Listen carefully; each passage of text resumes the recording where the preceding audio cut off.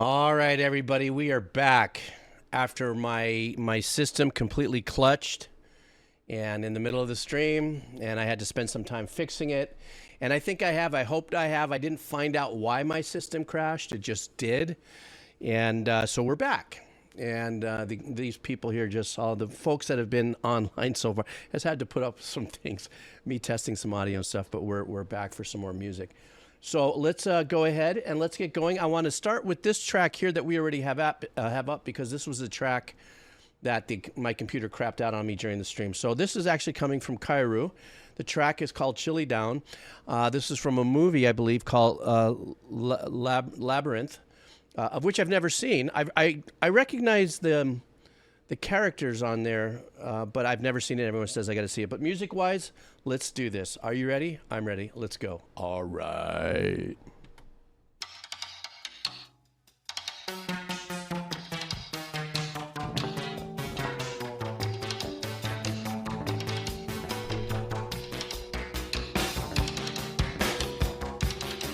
Can you hear the harmonics that the bass is doing? Kind of like a Jaco Pastorius kind of thing.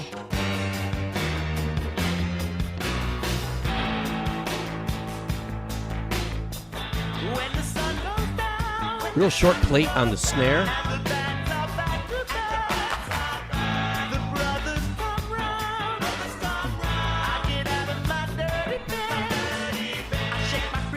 Really? Soundgarden? David Bowie and Jennifer Connelly?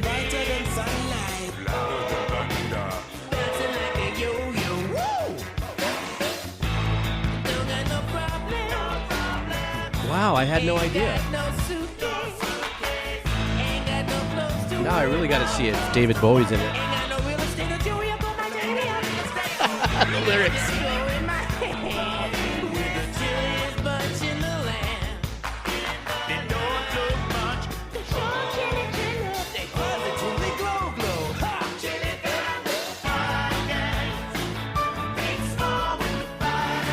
Very rock musical. I mean, I guess that's maybe obvious because this was a rock musical, wasn't it? It has some Rocky Horror Picture vibes in the production.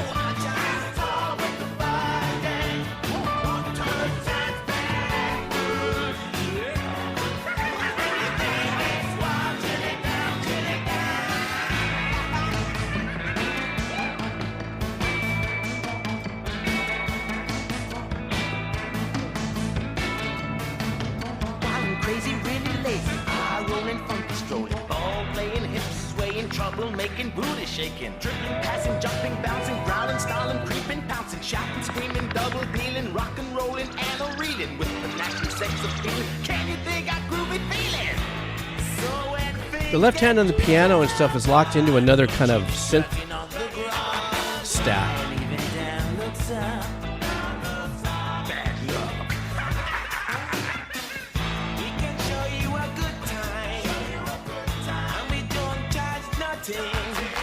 But this isn't David Bowie singing, is it? It doesn't sound like it.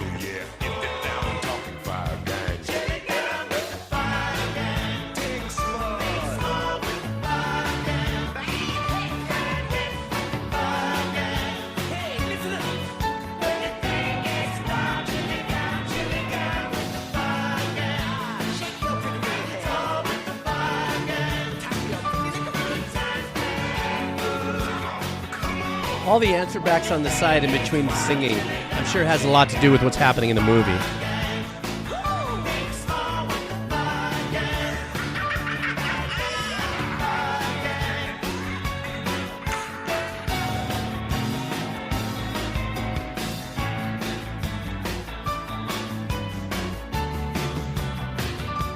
Do do do do do. I love what the bass is. Do do do do do do do do. So I guess I'm sold on it, guys. I've got to definitely check out this this movie. I'll have to look it up online and watch it. You know, I was kind of like not really so dialed in to a lot of entertainment and media and stuff when I was younger. And when I say younger, anything before my 60s, really. But you know, when it came to anything that happened in the 70s and the 80s and stuff like that, I was just really aloof because my mind was running around and I was just doing life and stuff. But I want to see this because I do remember for some reason seeing the puppets. So if the puppeteering was done by Jim Henson, which is what you guys said, he was a master of those giant, tall puppets, and it looks like it's those bigger ones. Musically, though, what was really fun about this track is that with what little experience I have with rock musical theater tracks, is that the theater of the mind takes over when you listen to a track like this, because especially me not knowing where this song belongs in the storyline, it's fun for me to kind of imagine what's going on, because then you hear all that side chatter that's going on in the answer back, the call and reaction kind of vibes that, the choirs or the chorus is ba ba ba da da da da da, and then you hear but over here da, ba ba ba, and I don't see that, so there's all that fun stuff happening. So I guess for me to tie that in, I'm gonna have to see it, Kairu. I'm gonna have to, I think there probably one of two things is gonna happen on my stream that I want to have some fun with in the future. One is either I watch a movie like this on the stream, we'll just all watch it together, and just have a blast, or I have to break my anime cherry.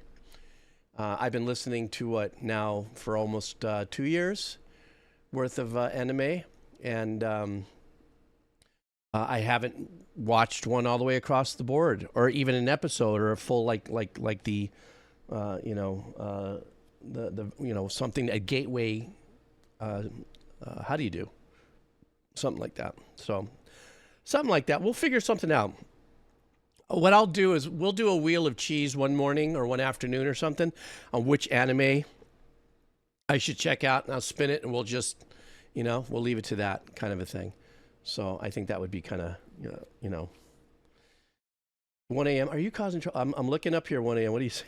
Boku no Pico. Why? Everyone is jumping on you for that. What does that mean? I don't know. I'm afraid to ask. All right. Well, I'm not going to ask because 1 a.m. is being 1 a.m.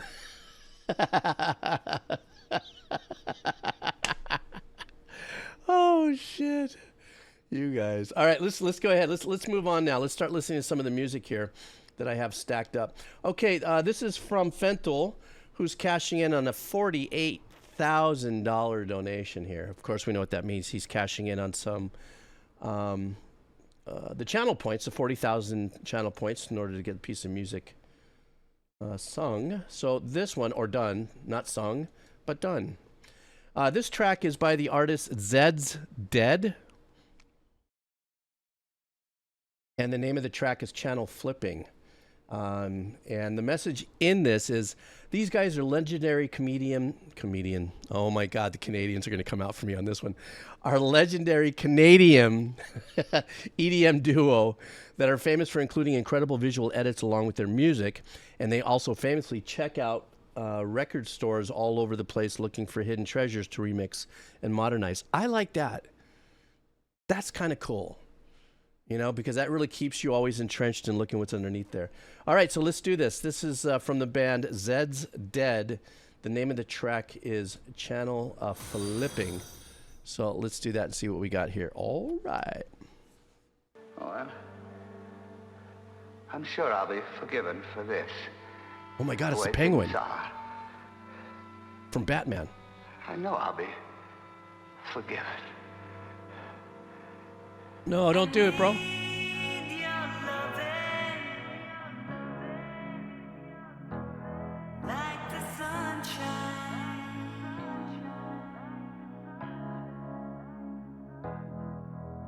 And everybody's gotta learn sometime. So that lo-fi rave beat back there. Everybody's gotta learn sometime. I said it before and I'll say it again. Life moves pretty fast.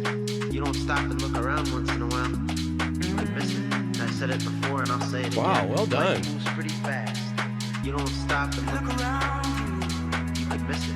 I said it before and I'll say it again. I said it before and I'll say it again. I came to the door, said it before. This is the story all about it. Everybody's gotta learn sometime. These guys are good, man. That's some slick thinking going there. Everybody's gotta learn sometime.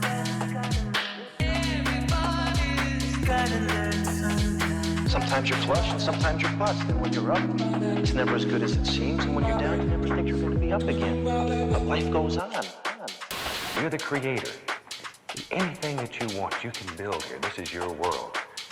Your dreams come real here. Wow. These guys are great at doing these remixes.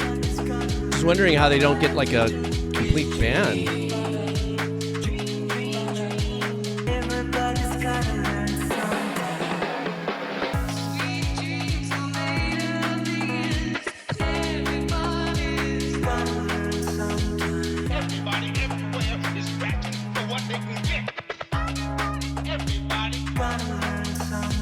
Maybe not today, maybe not tomorrow, but soon for the rest of your life. What about us? Maybe not today, maybe not tomorrow, but soon for the rest of your life. What about us? You'll always have past. Maybe not today, maybe not tomorrow. Maybe not today, maybe not tomorrow. Maybe not today, maybe not tomorrow. Tomorrow.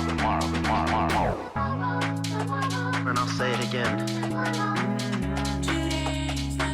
Guys, this is a lot of work going into this. This Maybe is not today. intense. Life moves pretty fast. You could miss it. And I think it's gonna be a long, long time. A long time. Long time. Maybe not today, maybe not tomorrow. It's been a long time. Been a long time. A long time.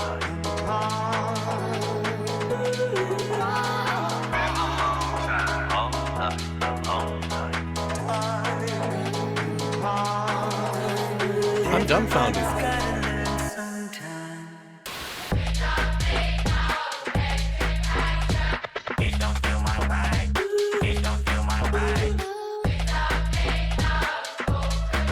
They're sticking to the same three chords throughout it, shifting it a bit, but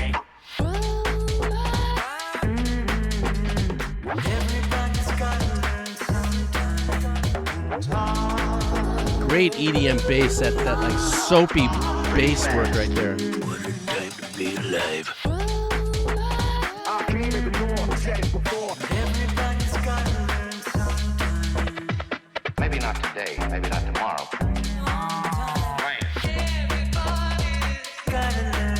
Wow.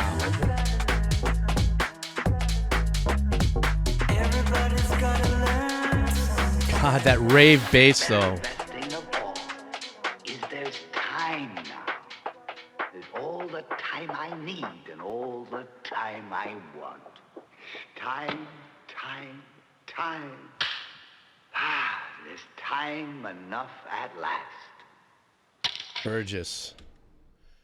Oh my goodness, guys! I'm telling you, Fentel, this was absolutely amazing. I mean, I've always seen these kind of mashups. When you do it with videos, do they call those mashups? Because I know that there's remixes and music and stuff. I quite don't understand some of those things and how they connect. But there was so much work involved in this. There was a lot of probably some recrafting a little bit in. Oh my God, what's the name of that voice plugin? Where it fixes the tuning and stuff. There's some work that had to go in there. But if you notice with the chords that were being played there, that were the basis of the music on everything, was this 3-chord pattern. But having to play that, they probably, the composer probably moved that, in key range around, maybe moved it around until it got into a place where a lot of the tones in some of this perhaps were close to it, and then they rework it in auto-tune. Thank you very much, Cairo. Well, mashup doesn't need a video. Okay, well, I don't know what they call this particular style of presentation, but I thought I was actually taken more aback by the choices in the video work and the story they sewed together lyrically by finding all of these. We've seen this before, right? Tons of stuff politically and news, and when people do these mashups or these things. See, Park Pal said remix some more songs. Okay, I see what you're saying. Okay, well, thank you for that, Park Pal.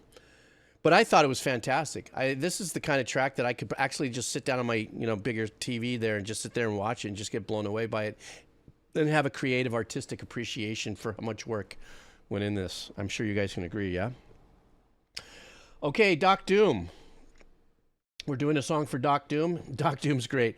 Whenever Doc Doom drops in a little cabbage, it's always 6666 or $6.66 or 66 something. Or he's sending me a message. Wah, ha, ha, ha.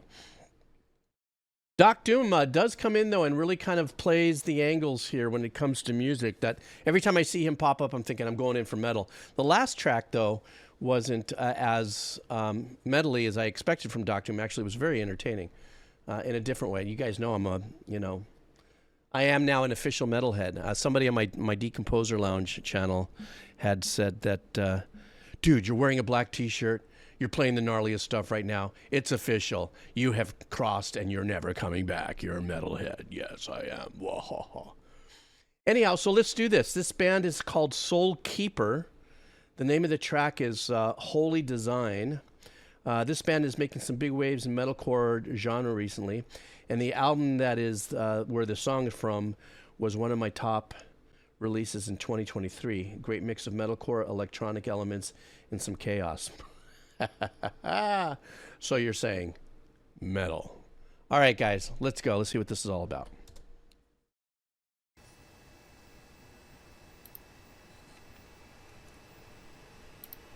Some old school computer graphics. Oh my God, the old floppy, said my ex-wife.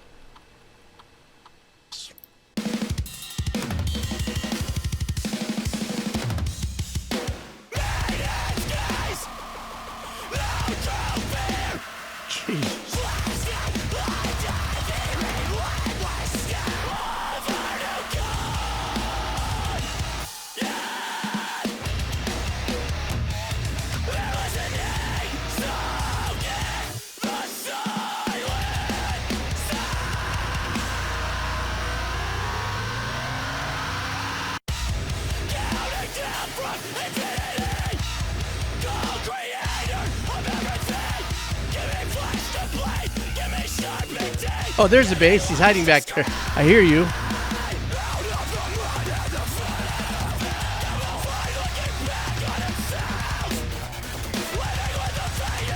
Wow, that fusion of the hardcore digital.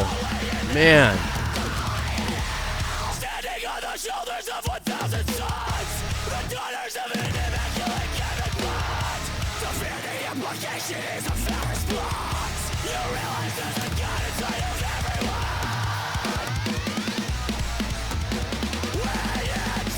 A little bit of a Zeppelin riff right there.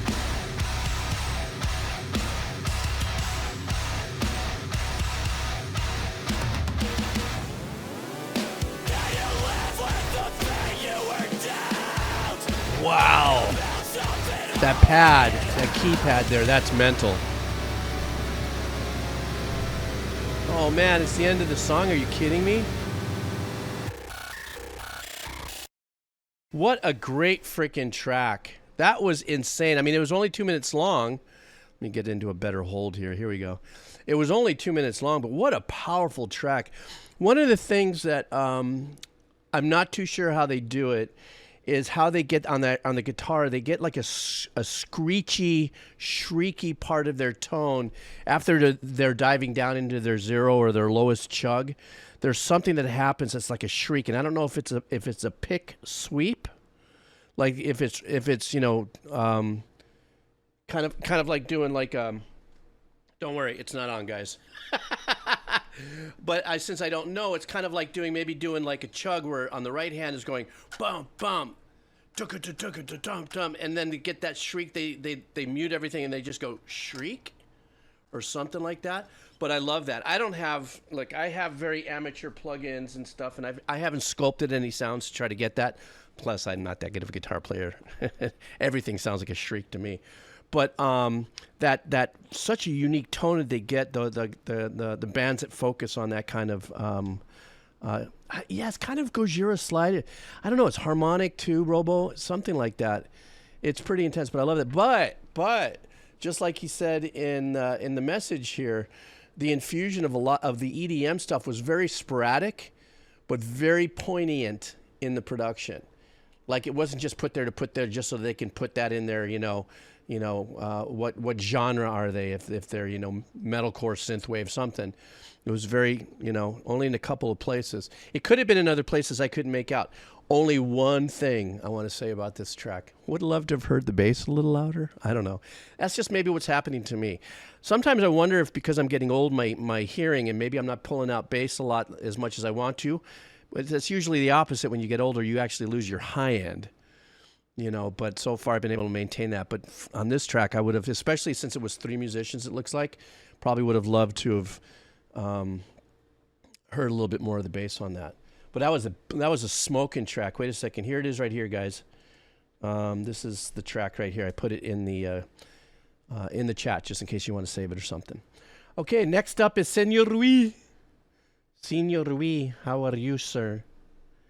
Oh, more metal. It looks like we're in a metal fest right now. I guess that's nice. That's good for a night session. By the way, how many people are actually... I'm sorry, it's 8 o'clock here, so it must be like 1, 2 in the morning if you're on the East Coast, and 1 a.m. is probably just getting up right now, eating his cornflakes over in the EU or something. And sorry for this late stream, but I did want to make this up. This is 4 p.m. over there. Oh, that's right, you guys are in Australia. This band here is called The Pretty Reckless. I don't know, you guys... let me see. Yeah. Oh, it's featuring Tom Morello, this particular track. And it's called And So It Went. And the description's great. This is so Senor. This is no description necessary. Keep calm and rock on. Especially to the Tom Morello section at the 2:30 mark. Okay. Let's go. You guys ready? I'm ready. Boop.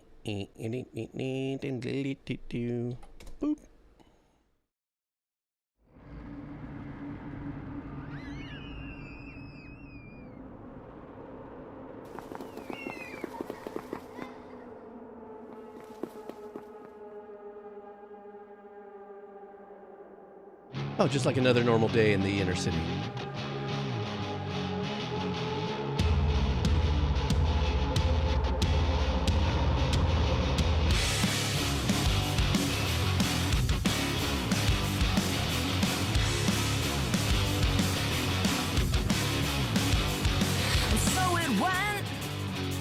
Children lost their minds, begging for forgiveness was such a waste of time.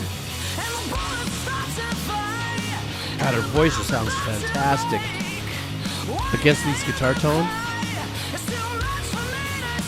They said the world does not belong to you. You are not the king. I am not the fool. They said the world does not belong to you. It don't belong to you. It belongs to me. God, the guitar tone is insane. I love this. It's chuggy, but it's not fried up on the top end, so it really balls out on you. So it went. The children lost their minds, crawling over bodies of those who gave their lives. And the fists began to flow, and the fire starts to blaze. Don't you think they know they're fucking human rights? They said the world does not belong. What a great fry in her voice, man. She sounds fantastic. The king, I am not the fool. They said the world does not belong to you. It don't belong to you. It belongs to everyone is crying out. I can hear them scream with all these eyes upon us, but I love this little step off here, but you know it's going to kick you in the nuts again. but you and me are just the same as God meant it to be. But you're much too close to me. You're much too close to me.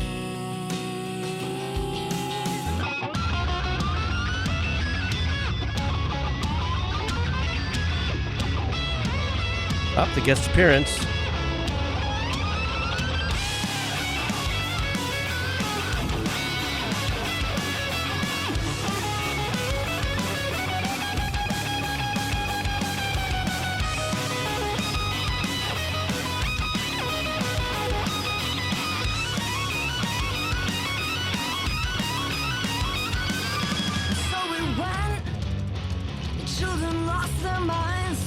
nowhere to run, nowhere to hide. And the wind begins to howl, and the wolf is at your door. You have so much of everything, but still you wanted more. Man. They said the world does not belong to you. You are not the king. I am not the fool. They said the world does not belong to you. It don't belong to you. It belongs to the world. Does not belong to you. You are not the king. I am not the fool. They said the world does not belong to you. It don't belong to you. It belongs to me.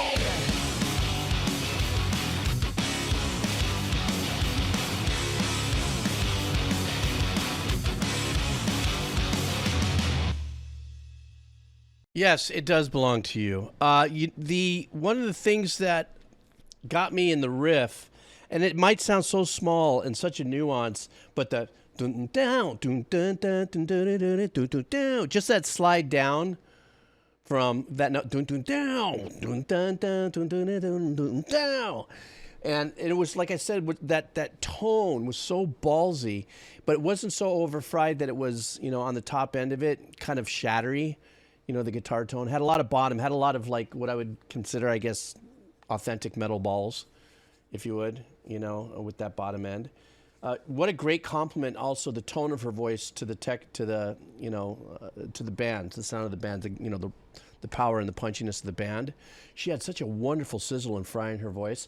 Then when the track lasted out for about 8 measures, though, it was really nice and clean and quiet and stuff. She had that kind of a little ghostly kind of voice, considering this is the first time I'm hearing of this artist, that when you just knew that this was just going to be a section just to kind of pull you in a little bit. It's almost like saying, coming closer, coming closer, coming closer. Wait, you're almost there. And then, you know what I mean?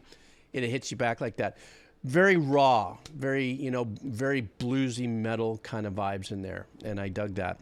And also the, I couldn't rinse on it as much as I wanted to.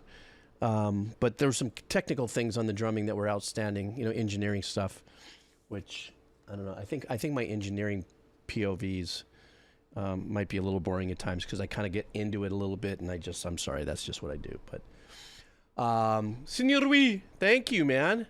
That was really, really super cool track. And also, I guess it did fairly well. It was released 3 years ago. This particular video, 8.9 million views. That's a big thing. You know, in the world of metal, in the world of anything nowadays. So cluttered out there, for God's sakes. So I appreciate that. That was nice and ballsy. Needed that kick in the metal. Cycloid, we're going to be doing a game now from Cycloid. This game is called, I think this has been kind of hot topic on our channel here. How are you, Cycloid? How you been? What time is it for you? That should be my thing for tonight because it's so late. What time is it for you today? Hey, do you like my little colors in the background? You know, I forgot I got all these little lights and stuff, and while I was just kind of getting my head together, going, maybe I'll just put on these lights in the back. I don't know. Just a little artsy-fartsy stuff. You do? Yeah, it kind of makes me look like I'm, you know, show host. Da-dun-dun-dun-dun. I-didn't-diddly-doo. Sorry. Does anybody know what that theme was? Okay, in the meantime. So the next track up from Cycloid is going to be from Warframe. And this track is called Ascension. Ascension? So we're boosting some Warframe, he's saying. He says this Warframe OST is from the Jade Shadows quest. Okay. A really quick question about this, guys. Warframe, is this...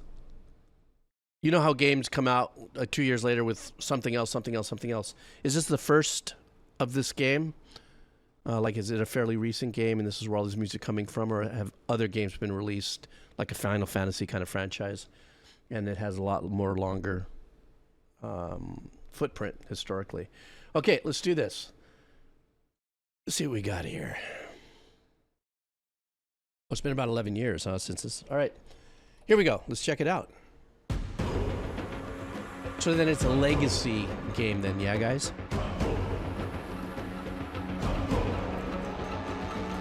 Only one version. Okay.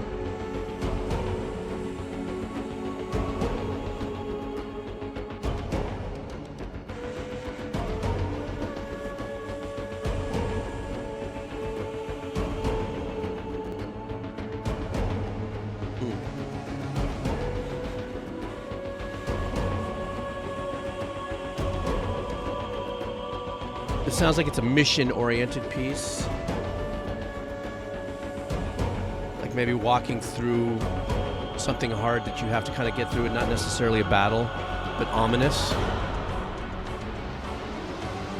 Oh, it's named Ascension. Duh. All right.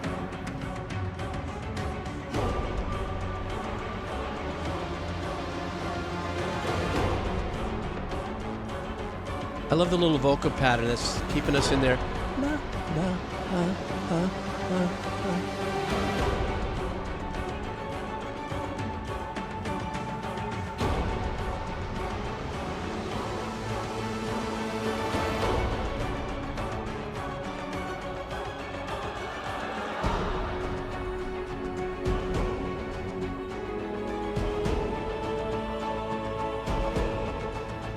Well, this is nice. I like this little area here, this section.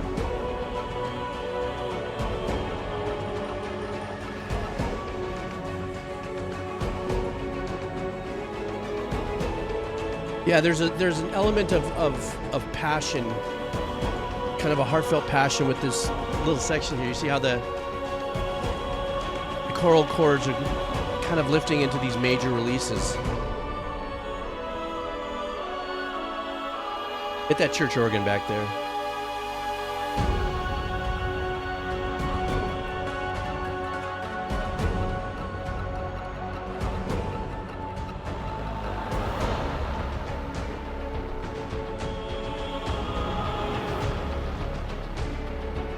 That really low synth vibe, holding that darkness.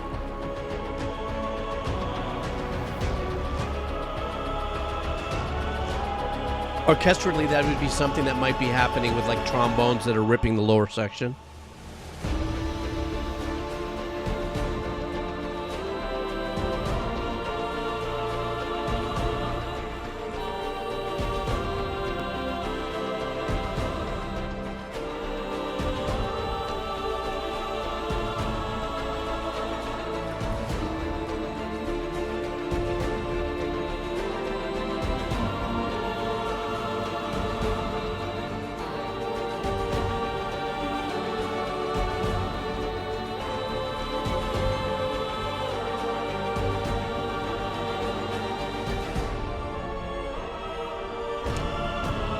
I love that the church organ is just kind of hanging in there with the vocals.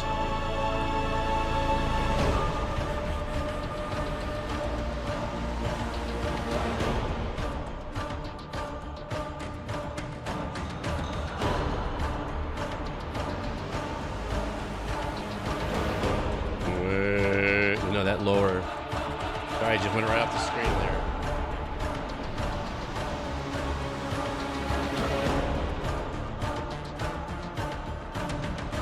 There's a little mid-range arpeggiation happening in the synth.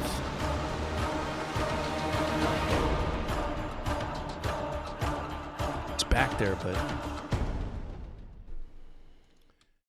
The track obviously had some kind of like serious mission behind it. I think Amon was saying that it's like we're protecting a baby of sorts here, but maybe protecting the baby on the mission to achieving something.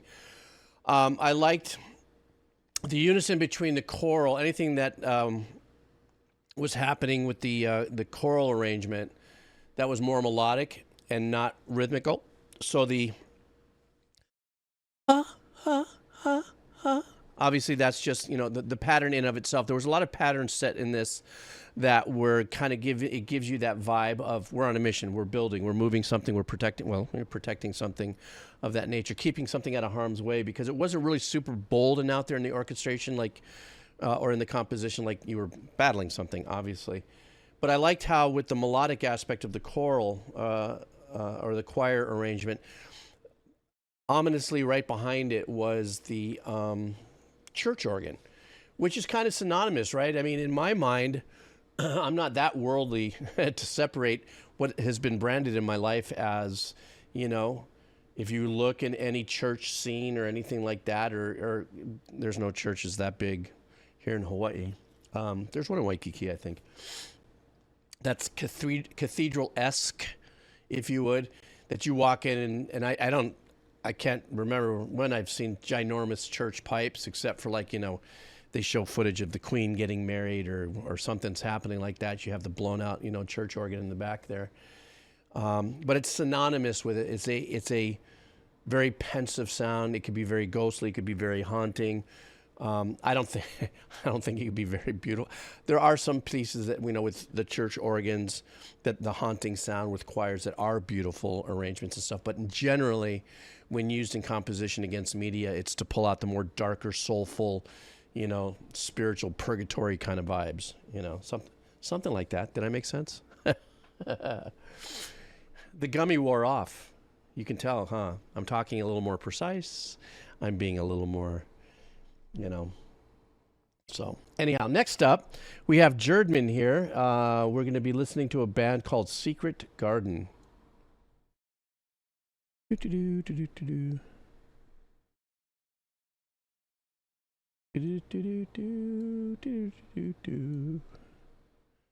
Yes, this one is called Secret Garden. Hey, Jerdman, how are you? Thanks for coming back on this nocturnal session. Oh, funny. The song is named Nocturne. And the name of the band is Secret Garden. I am doing well, thank you very much, in your message. Nocturne was written by the Irish-Norwegian duo Secret Garden. Their music is primarily instrumental, but Nocturne has some lyrics at the beginning and the end of the song, while the melody is carried by the violin during the rest of the song. This song won the Eurovision Song Contest. Oh, nice. Okay. I'm looking forward to this. Here we go. All right.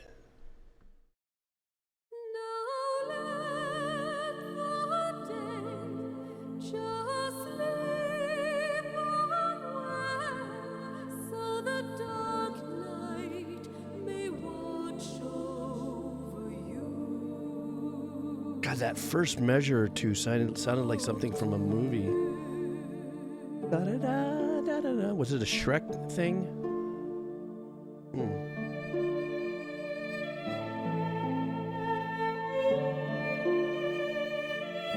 Just that melody, just that right there.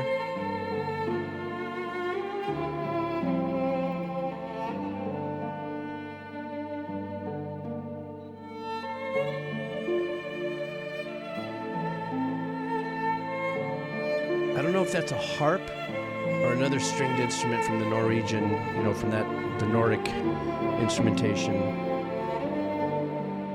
cultural area.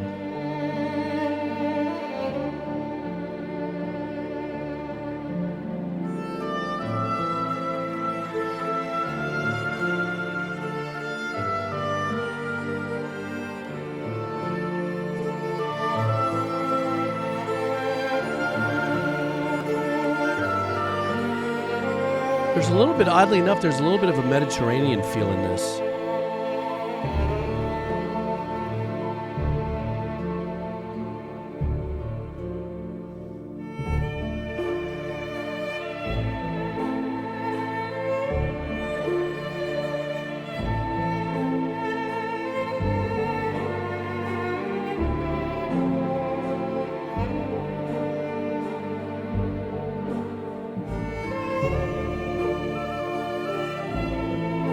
Nice little answer back with that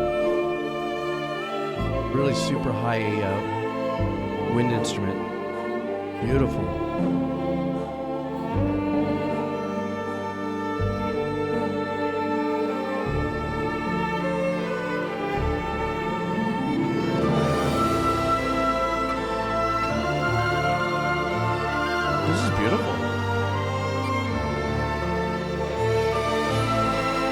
Very cinematic.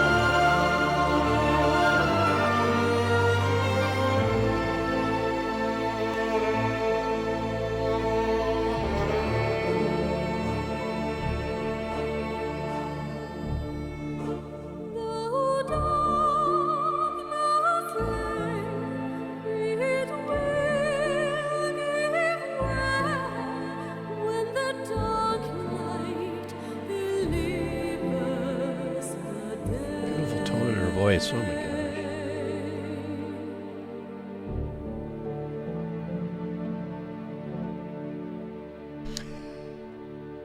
You know, the ending of that track, you know, once again, I kind of struggled a little bit. I did hear a harp, you know, in some of the in a turnaround throughout the composition. And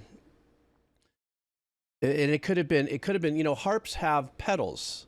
Just like pianos. I don't know if you guys know that. So you can actually use these pedals to kind of give it different tones. Like there is a pedal in the piano. I don't know if it has in the harp. I haven't written anything for harp live since the Last Supper. But there is a pedal that kind of gives it slightly a muted lo-fi vibe. You know, kind of a, you know, but certain kinds of harps. There are many different iterations of the harp. I don't know. I'm not an ethnomusicologist, so I don't know the history of the harp and where it started and got to. To me, when I first studied music, I was like, oh, that's simple. Somebody broke open a grand piano and tipped over the the insides and went, oh, look, you can play it this way. You know, but I'm an idiot that way when I was 15 and baked. But it was a beautiful arrangement, beautifully cinematic. Just that thing for me, those first two measures with a da-da-da, da-da, da-da-da, da-da, something like that. Just reminded me of that one little scene, I think, in Shrek. I think when Fiona's singing or something, there's a little bit I think it's that little scene where she's singing and the birds answer back, if that hits me correctly, something like that. But it was absolutely beautiful. I loved it. I thought it was fantastic. And perfect for the nighttime, too. It was a great nighttime track. Oh, yeah, that's right, Kairu. That is that little section there. It's a key harp. Okay, thank you so much. That's what it was. There was just something a little different from the tone. You know, that made me kind of lean into that a little bit. So, okay. Next up is from Next 794. A little music from a Pokemon game. And the music from this one is coming to us from the Pokemon Mystery Dungeon, Explorers of the Sky. And the song is Dialga's Fight to the Finish. And the message here from our friend, Next 794, is Pokemon Mystery Dungeon, Explorer of the Sky is a game released in 2009 and developed for the Nintendo DS. Often referred to as the definitive versions of the game's Pokemon Mystery Dungeon Explorers of the Time, Explorers of Darkness. The song plays during a dramatic fight. Okay, so that means I take it's going to be a little uplifting or a little banging or a little intense. I shall find out. We shall find out. Here we go.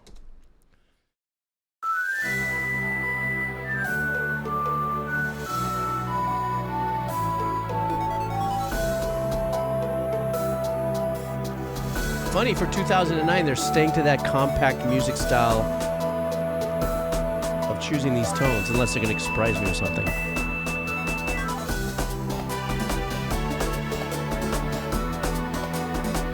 Oh, this is nice.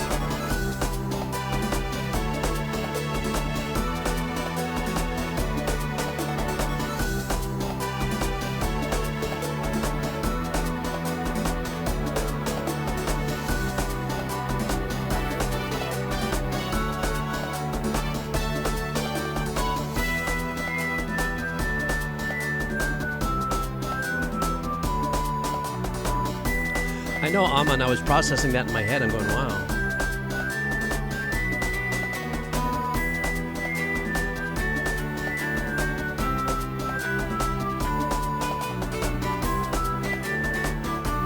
But I guess that squashy intention was probably part of a long tail theme of composition.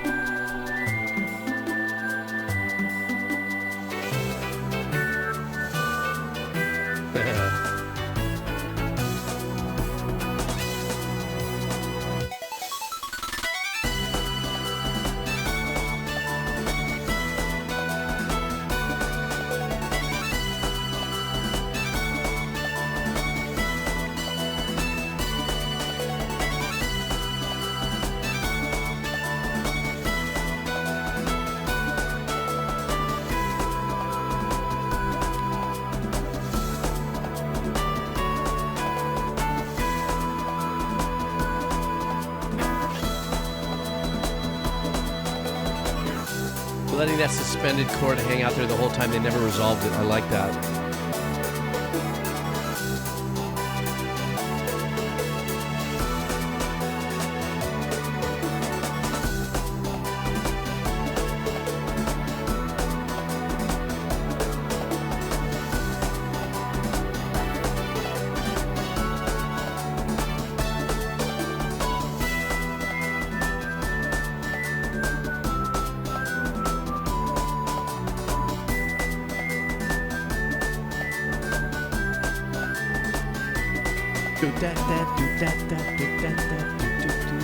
I love that keyboard arrangement.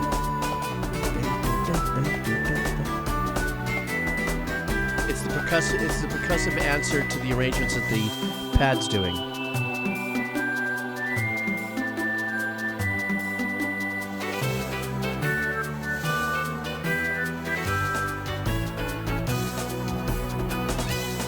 See? I was waiting for the resolve.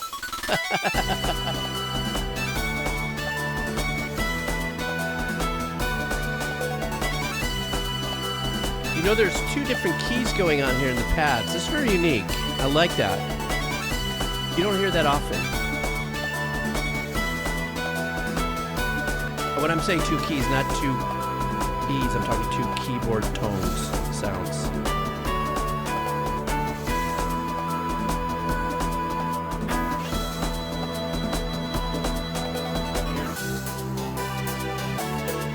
We might be going into repeat land.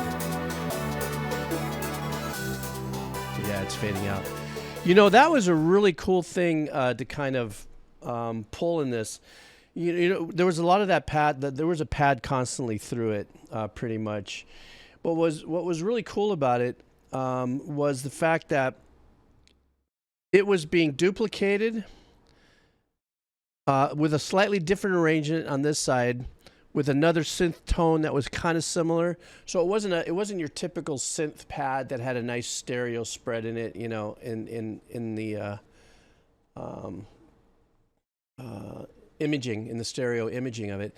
It was two separate padded synths, pretty much doing what I've always talked about, doubling guitars, staying right on top of it, you know, and it almost sounds like there was areas where it was slightly millisecond unmatched a little bit in the performance, but the one on this side did carry a little bit of a different arrangement. What I found that was really unique in it, and I think that may have had to have done, since I have no Pokemon game experience. I have listened to a ton of Pokemon music here, you know, from a lot of folks suggesting it, but I think there's that part of it where the integrity, and I'm just taking a long shot here, guys, but a song that's produced like this in this particular style is probably trying to stick kind of close to a composition tone that's been established from early on, you know. So it did sound like maybe more nostalgic sounding in the choices that were used, you know, for the patches that were being played, but it was very current in its engineering and cleanliness, you know,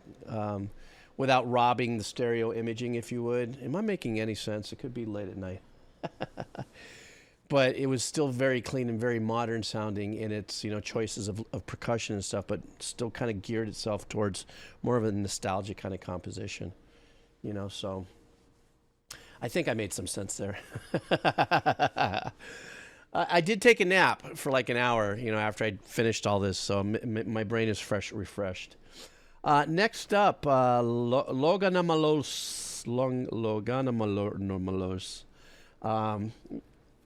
What's up here? This is a band. Oh, we're going back into some metal, guys. We are going to be listening to a band called Mamaleek, and the track is called "He Never Spoke a Mumbling."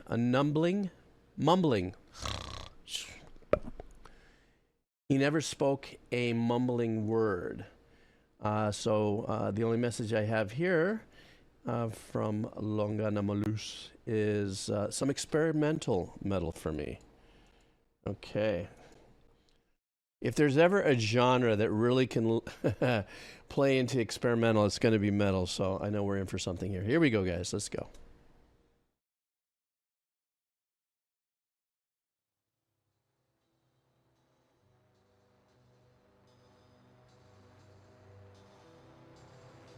building. It's building.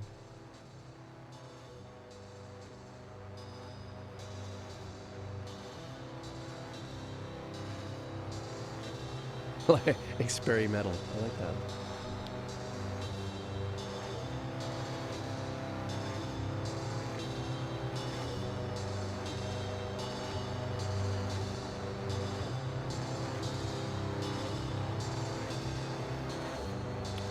I like tracks that start like that. There's like a serious intention in storytelling. When tracks kind of build.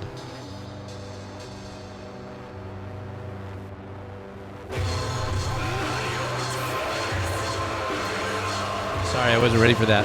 My headsets were a little loud.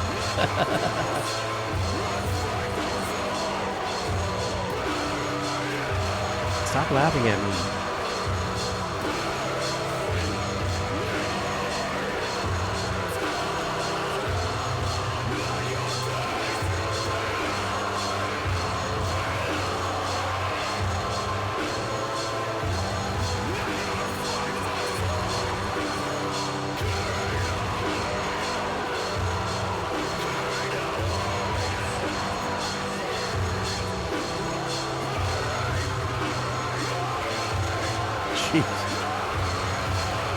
Wow.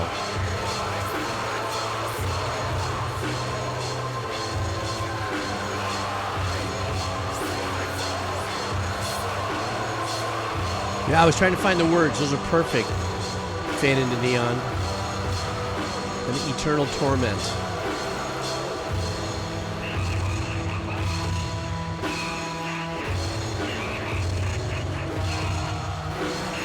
But that distorted oversaturation is very well managed on a technical level as an engineer.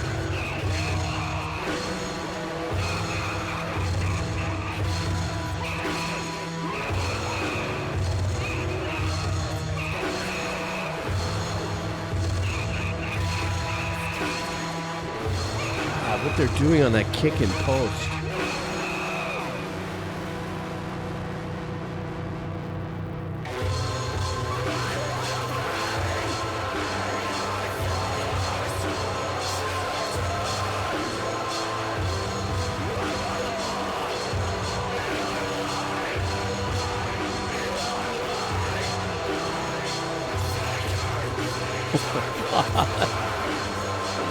So gnarly.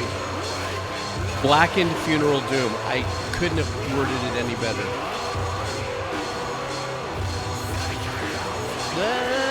This dissonance. I mean, it's one thing to get through the tone of it, but the intentional dissonance in some of the guitar playing is pretty insane. When I say managing the harshness of this, it's really around the snare. And I'll explain to it when the song is done.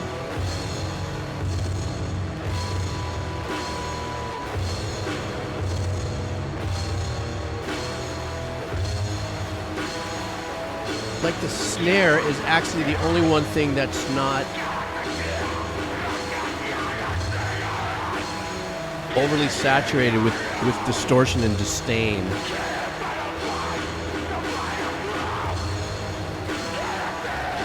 So cathartic.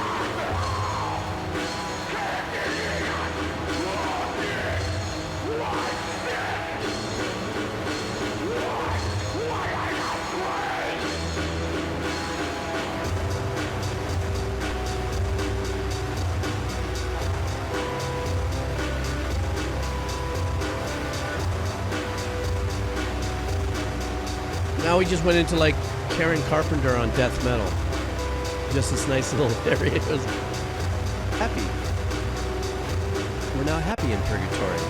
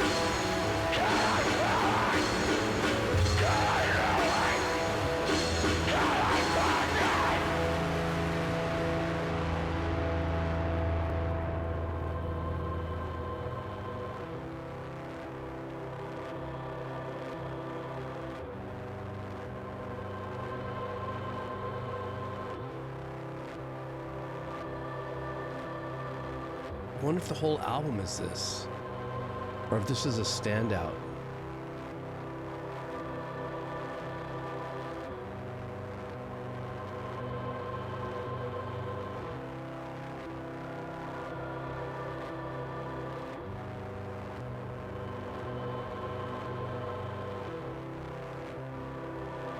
Is that Godflesh Apocalypse? Is that who you're talking about, Emily? It's all like this? Wow.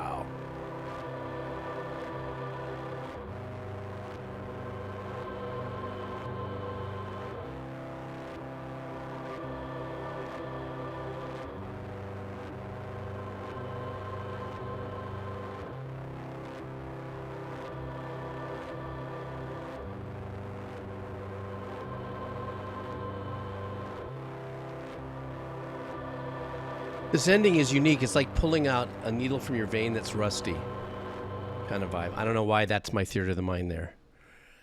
What a mind-numbing track. I am so down for all kinds of music. This did not disturb me in the composer sense of listening. Oh, Flesh God Apocalypse, two different. Okay, I thought... Thank you very much. I'm old. I just, my neurons misfire, as they do. Anyhow, back to what I was saying. That the fact that there are artists and bands out there that go to this place in creation of this kind of music with this particular genre is incredibly comforting to me. I know this is going to sound pretty bizarre, considering this was such a distorted, hard piece of work, but what was comforting is that that's what music does. It gives you an outlet to express yourself, and something like this, I would have to stand and say a band like this that put out this kind of music is like, I don't give a fanark about nothing except what I'm expressing, and I'm putting it out there. And to me, that's the boldness of any arts and craft, right? You could be painting, sculpting, whatever it is. Make it what it's yours. Make it what it is. Let it represent the energy that you vibe with, And the fact of the matter is, there's 9 billion people in the world, and there's a fan base for every piece of work, even such as this. Expressionism, I wouldn't mind. It would be really kind of cool to sit down and like sit with like one of these composers or musicians and go, so what were you thinking? Only because I'd like to go know what was happening inside. If if there's a similarity of is it, because I can be kind of intense, as an individual. Hype Train. Hi guys, Hype Train. Is that people coming and watching? I'm not sure, I forgot. That there could be that kind of expressionism, that maybe somewhere inside of me there's that darker vibe, and sees that as like, wow, what a great way to express that darkest energy like this. Or they could be farmers in the corner just having a rough day, and this is how they get their negative energy out. Or who knows, it could be positive. I don't know. I would have loved to have seen what the lyrics sounded like. Anyhow, that's just me going phew. Me going deep on just having to sit there as a composer and go, fuck, what's going on here? But what I will say, though, let me just go back into this one thing. What I had said earlier about the technical, the engineering aspect of this is that heavy, oversaturated. It could have been done with like so many different ways in post, in some kind of side chain. It could have been all manufactured on the front end. But the one thing about all of that was the snare was fairly clean. And to me, that's like saying, God, did these guys just run the whole master and saturate it with distortion and let it, and that's what the output was? Or did they mix, how did they mix with intention?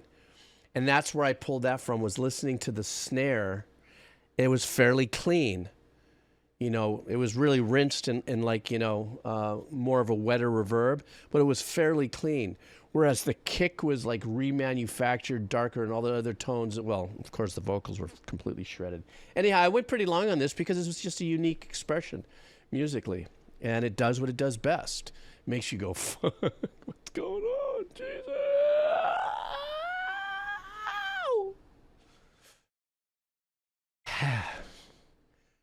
Rotten Soundgarden, I got you coming right now. What do we got here, Rotten Soundgarden? Okay, this is electronic. This is from a band called the Avalanches. The song is Since I Left You. And the little message is, hey, Jeeves. Since you like my Portal Halloween request, and it's an Australian Music Month, here's another band. The genre is Plunderphonics. I have never heard of Plunderphonics. The first thing that comes to mind is like, a pirate plundering treasure, but that's because I'm old and I still communicate with petroglyphs. Okay, let's go. Let's see what we got here.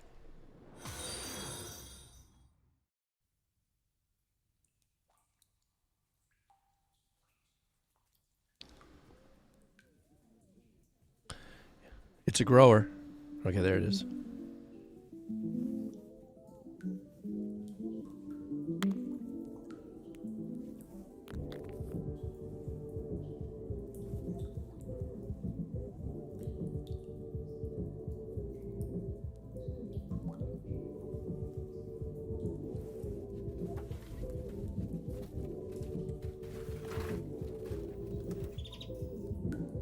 A canary in the coal mine. There's some great messaging there. You guys know that, right? What a canary in a coal mine means.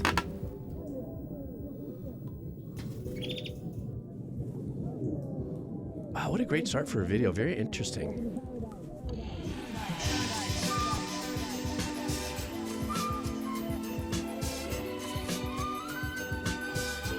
Oh, really? It's sample based.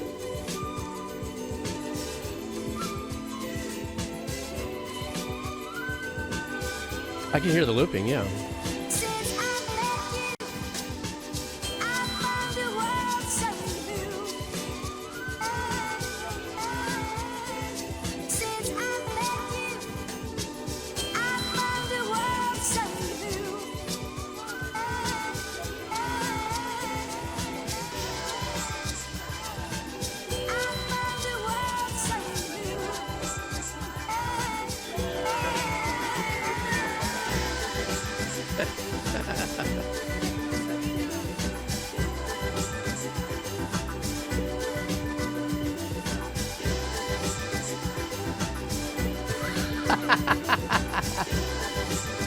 I'd hire the guy in a minute.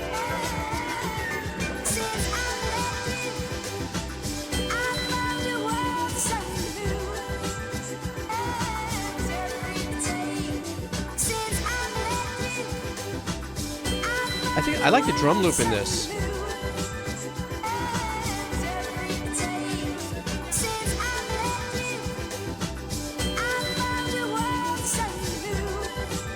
I dance just like that.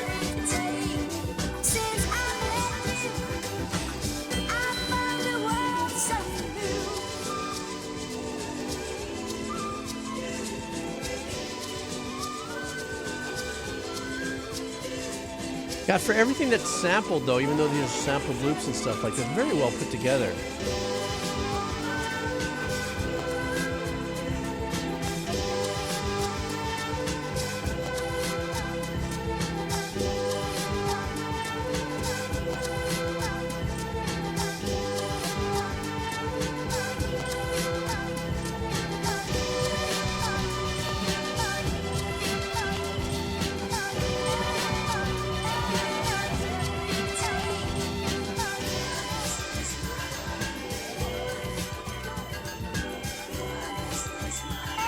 Can you guys hear the little cowbell?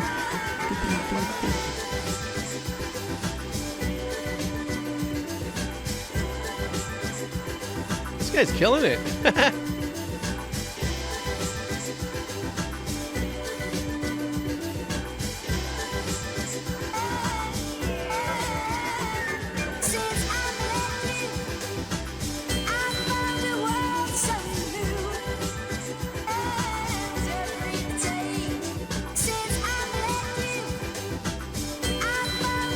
That move, that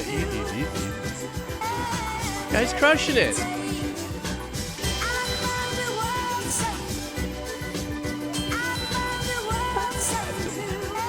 Has a nice 70s vibe to it, doesn't it, the music?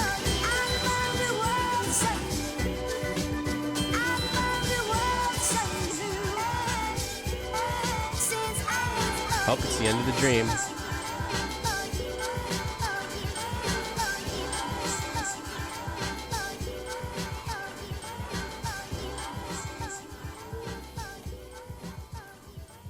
Three days later, they dug me out. I never saw Arthur again. But I'll bet wherever he's gone, he's having a damn good time. What a great little, I mean, I was in on the video, you know, as soon as I realized that we were kind of going through kind of a loop structure on the track, I just was sinking into the video a little more. I was very well entertained. But the track in of itself, though, definitely did have some, it was very well put together. You know what's really funny when we talk, what was it called again? What was the name of that particular genre again? Pleni-Balidi, Plagiaphonics or something like that. If that's an actual genre, well, it is, obviously. It's one I've never heard of. The unique thing is, it's apparently maybe it's a song composition style that's where you just use nothing but samples. But truth be told, today's day and age, with a lot of these modules that are being sold, also lowering the barrier of entry to people to create, to buy DAWs, and you know, how do you keep the marketing of the industry going is you make it easier for people to write music and to be creative, even if they're not musically necessarily talented. I'm not saying that about this. I'm just saying that the era of taking samples and building something as cool as this, there was a lot of work that goes into something like this. Kind of like on the very first track that we heard, that kind of video moshing thing that we heard, tremendous amount of work to make it work. But nowadays, you can buy, you know, a fairly inexpensive DAW, digital audio workstation or something that'll be stacked with already a lot of prefab patterns that you can just, you know, pull into it and really get something going. Now, to make it sound good and work, it's a whole different thing. I really love this vibe here because I think what was really captivating for me also was the video. I thought the video was very well produced. So it was really nice. This was really super, super cool. You guys saying the song is about 25 years old? Plunderphonics, thank you. Yeah, I thought the song was great. I thought it had that 70s easy listening vibe, though. If I had to kind of put a little stamp on nostalgia, or where it put me more of in a nostalgic mode of listening to it. And I love this. I love the texture of the drum loop. It was really nice. There was a little over-fried tone on the drum loop that had a little bit of an exaggeration of a stereo imaging on that. So I thought that was great. Jake in Vienna, what's going on, buddy? Thank you for resubbing. So cool. I appreciate that. I hope you're doing well. Next up, Fade into Neon. That's what Fade into Neon is all about. For those of you who just happen to be in the stream, I think there's probably about 15 or 20 of us here hanging out on the stream. If you're wondering what's going on, why I'm here at nighttime, it's because my stream imploded while I was on earlier, about 10 hours ago or 8 hours ago, and I finally fixed everything, so I'm just doing a makeup here. I'm doing okay, Jake, and how about yourself? You been doing well? Sick? No, he says right there you're sick. Dude, I'm so sorry. What a bummer. I hope it's not like a chesty, sick chest. Those are always the worst. But the medication for the symptoms are the best, right? Some NyQuil, some cough syrup, some gummy bears. By the way, guys, just to let you know. Oh, is it a chesty thing? Ugh. Yes, I think I started with Fade into Neon, and what I did is I faded into my own life story with Bud. So my bad. I hope you guys were slightly entertained. Okay, Fade into Neon wants a it's marked as classical orchestral genre. It is a main theme from a title track. Is it a game? Yeah, it's a game called Voidtrain. Guys, have I done anything from Voidtrain before? Your tech support billing system? What is that? He left a message. Track starts at time reference 109. Okay. So it's timestamped. Thank you very much. Alex Zorn is the developer's in-house composer and sound designer. What a gig that must be, to be an in-house composer. I've had a couple friends do that back in the days in the libraries, the killer track days and mega track days like that. They were like paid in-house. They were paid to compose in-house as well as get their writer's percentage. So cool.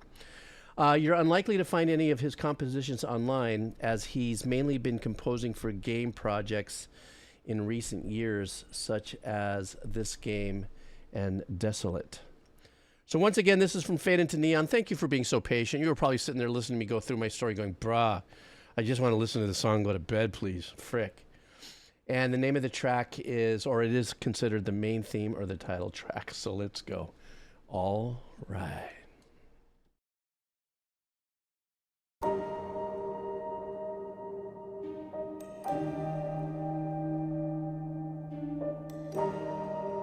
I love what that long reverb on that lo-fi piano vibe does. Is this the wrong stamp? Okay.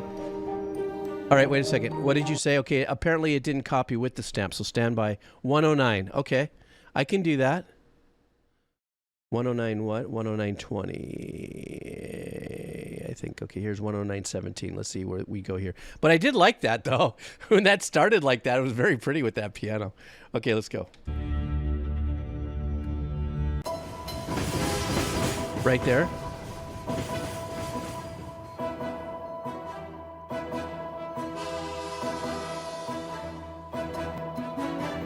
Oh, I get it. Train. Sounded like train going by. Okay, got it. You're just going to have to tell me when it ends.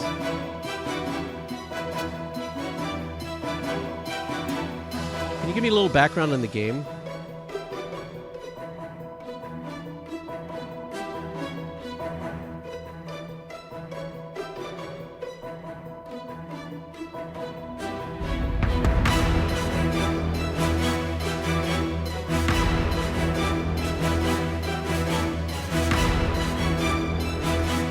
This has a chase vibe to it.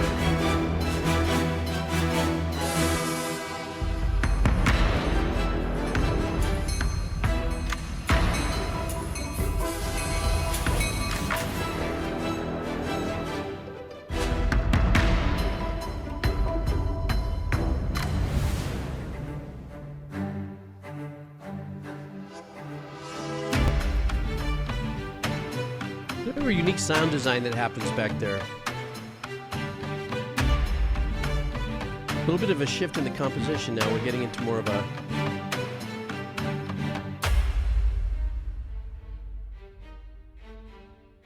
Went from a 4/4 to a 6/8. But we're still in the... 1, 2, 3, 4, 5, 6, 1, 2, 3.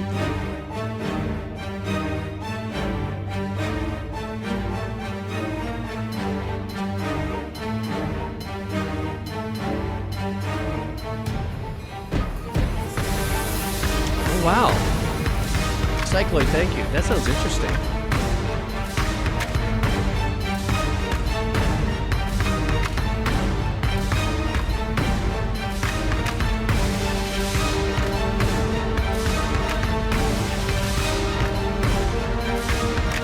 Nice rhythmical arrangements here.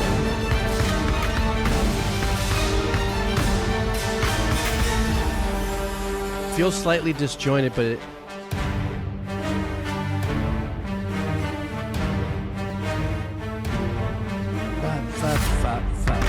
Every now and then throws in kind of a triplet vibe on certain arrangements.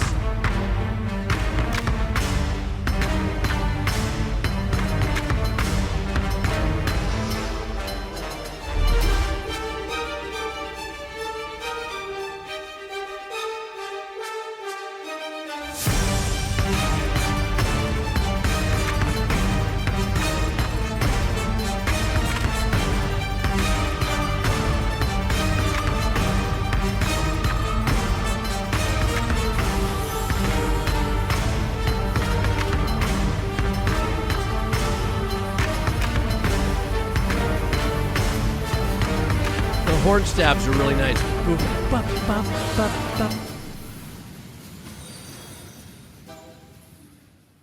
guess that must have been it. Am I correct? What a unique track. I really, you know what, in my mind now that at least you guys gave me a little bit of a background what it was, like apparently you're on a train while you're building it and fighting people. I don't know if you're fighting people inside the train or if you're outside, you know, demons are trying to get in or something of that nature and all that. But there was a disjointed structure in the percussive arrangement of it that always kept me kind of like, I like to pride myself on being able to dig in on the one, you know, the downbeat of everything. And I'm usually 99% pretty good with that. I didn't have a problem with the one so much as trying to figure out exactly where he was going to cycle. That, you know, sometimes in composition you can come in on the one, but you can off cycle that one without doing a meter change. That has to do with syncopation of the arrangements. So there were some very unique syncopations that were happening there. It was like kind of making it, you know, kind of uncertain. Like if you were like 1 foot on one of those lines that, you know, what are the people that walk across the tight ropes with the pole kind of thing? Tightrope walkers. Duh. That kind of like shifty, weird kind of vibe where there's a little bit of an uncertainty, but you just are really like, huh? You know, the footing is pretty square, but like a gust of wind comes and you're like, oh shit, what's going on here? So it had that kind of pensive vibe to it. You know, and of course, a true sign of that too is is arpeggiated work. So there was a little more of those thin string vibes that were kind of in on it. So it's cozy to start off with, but some fighting as you go. It's very unique. I may want to have to actually take. I mean, I've got so many games that I've bought and I haven't even cracked open yet. But this looks like something. I kind of have a weird little train thing from when I was a kid. You know, I used to play with the HOs and the 3-rail trains and stuff, and some neighbor down the way, he and his kids had a garage that was dedicated. It was called Monty's Yard to the train thing, and it was just so unique and so Fantasyland, very Fantasyland. It's like you can get your hands on these trains, but you build the little city around it. I'm weird that way, I guess, you know. But thank you very much, man. That was a really super nice experience, sonically. Let's keep going. Operated TV. Uh-oh, we're going back into metal, guys. Turn down the volume on the headsets.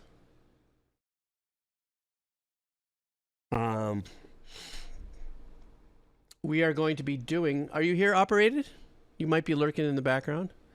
You would ask me if I was going to get to it, and I did. Here we are. This is a band called Draconian. And, whoa, these guys look gnarly and serious on their thumbnail. The name of the track is Sleepwalkers. Okay, let's do this. All right. This is probably once in a lifetime. Yeah. Turn it up a little bit.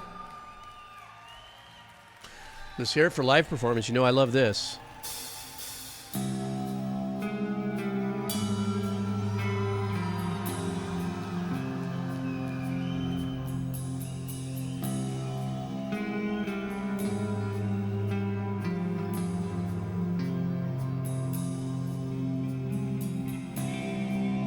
Nice.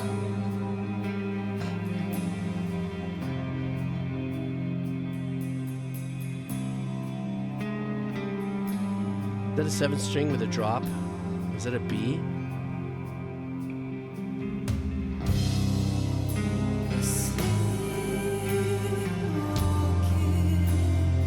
God, that clean guitar tone is badass.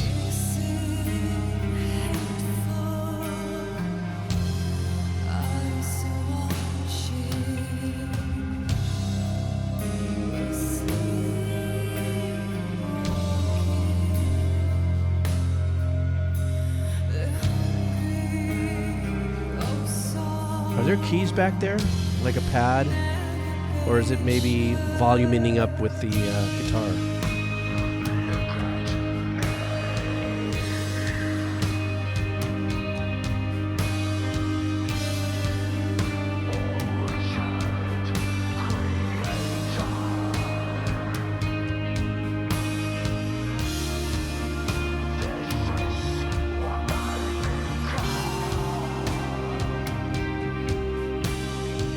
Okay, there's a pad back there somewhere.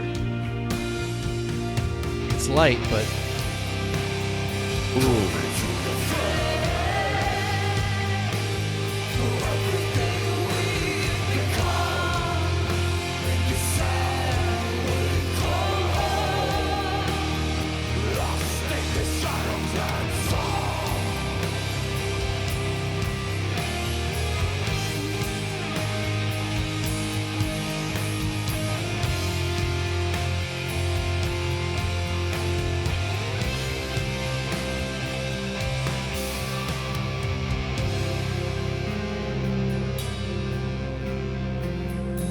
Giving us a lot of room to absorb the ambience and the darkness of the arrangements. I love that.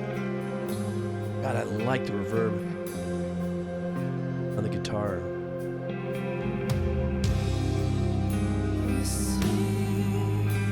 It's a mono reverb too. That's what makes it great.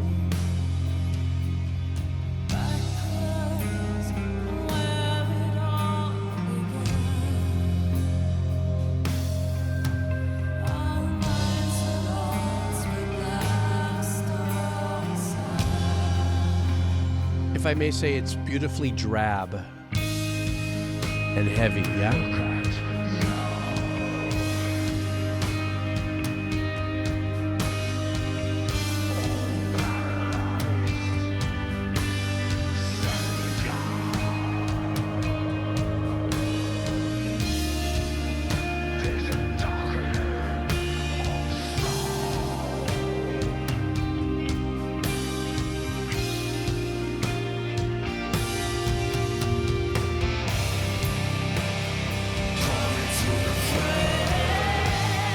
Love that combo with his darkness and heavy, but her beauty with her tone carrying the melody. I love that.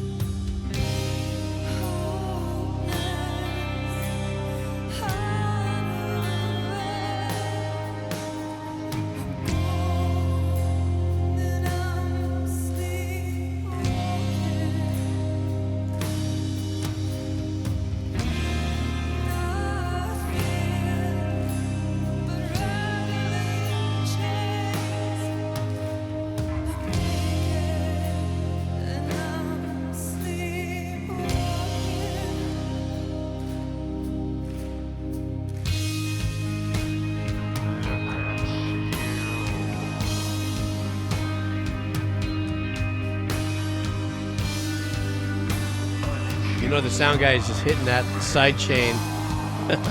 Hurry up, hit the side chain for this section and then release it afterwards. To give him that distant AM can sound right there.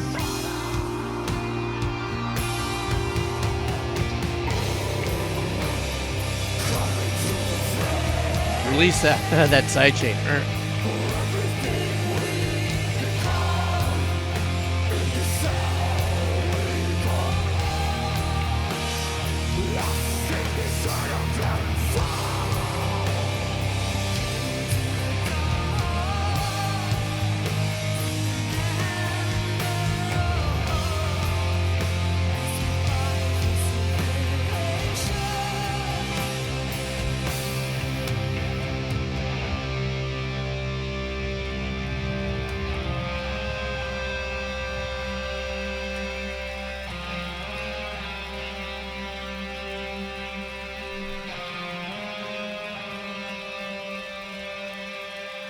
That was a really pulling track for me.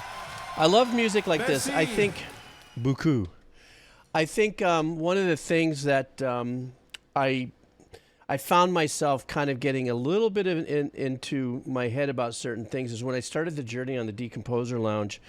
I was so bum rushed with such incredible talent and speed and technique and stuff that I kind of like pulled myself away in such infatuation with the technical musicianship skills and the sounds and the tones of what I was being brought into with my journey, and kind of forgot that some of my more powerful and more potent feeling tracks in metal or rock that I enjoy is this style of music.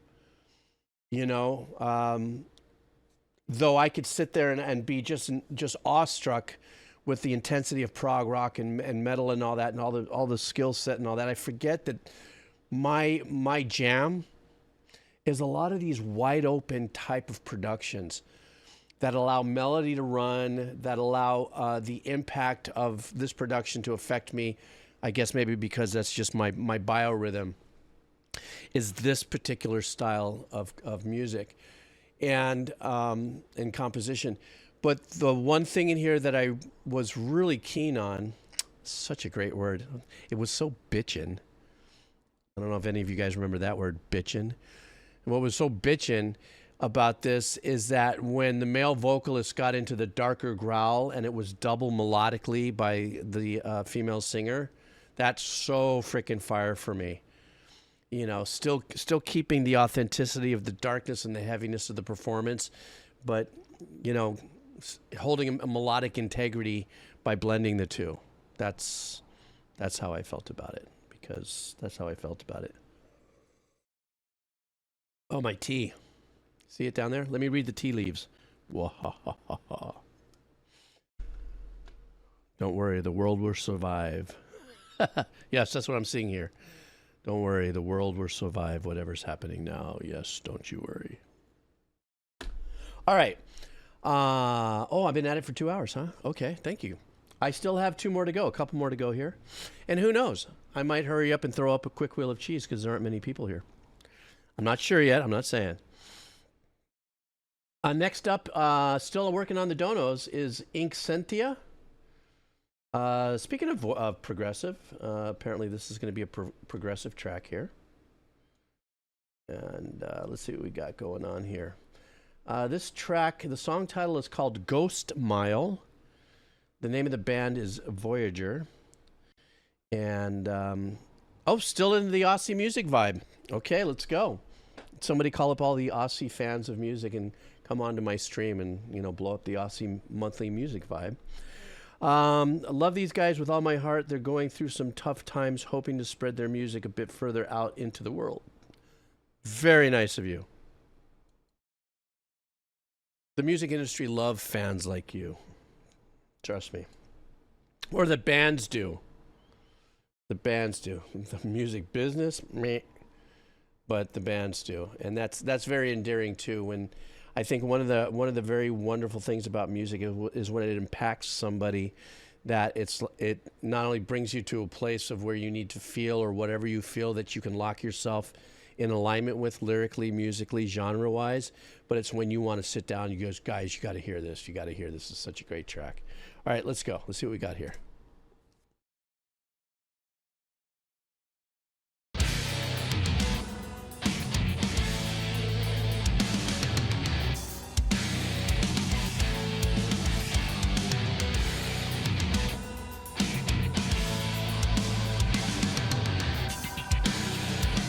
Ooh, great stuff going back there with some sound design percussion.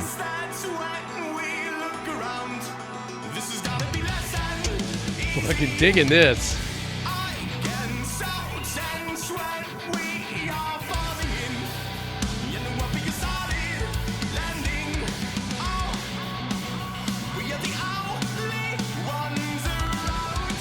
That haunting pad in the back there, that high-end ambient pad.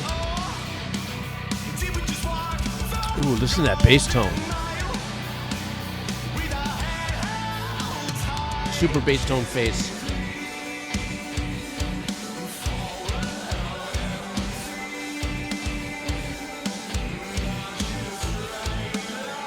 what's going on back there with like a piano arpeggiation?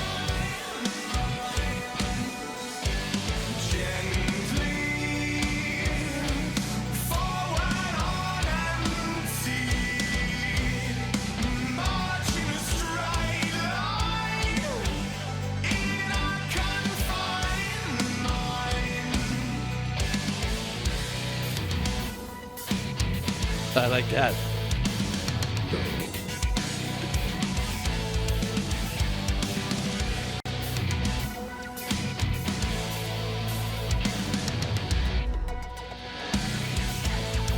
Nice infusion of arpeggiation, synth arpeggiations.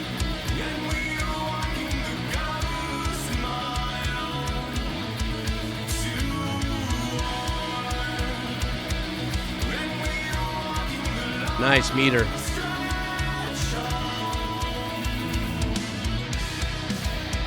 This is badass, this section here.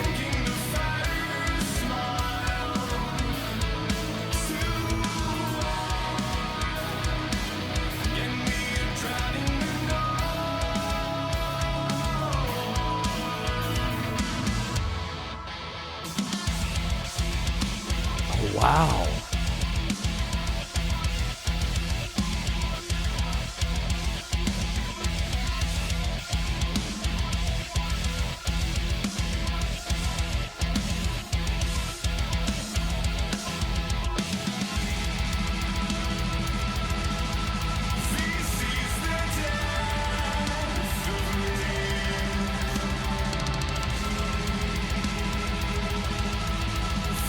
Kind of shoving up that ambient pad a little hot there to give you some space.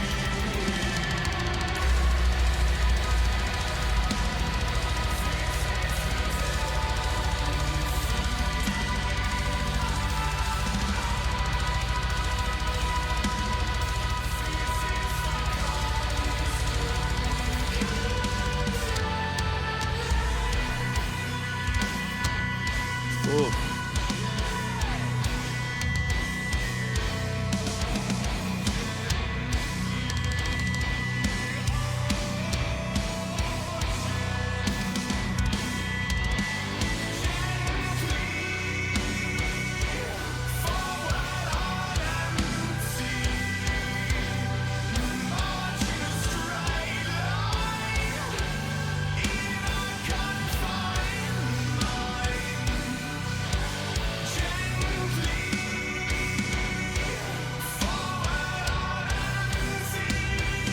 There's a little bit of a yes vibe in there, and I think that's because of that pad in the background, along with his tone of his voice.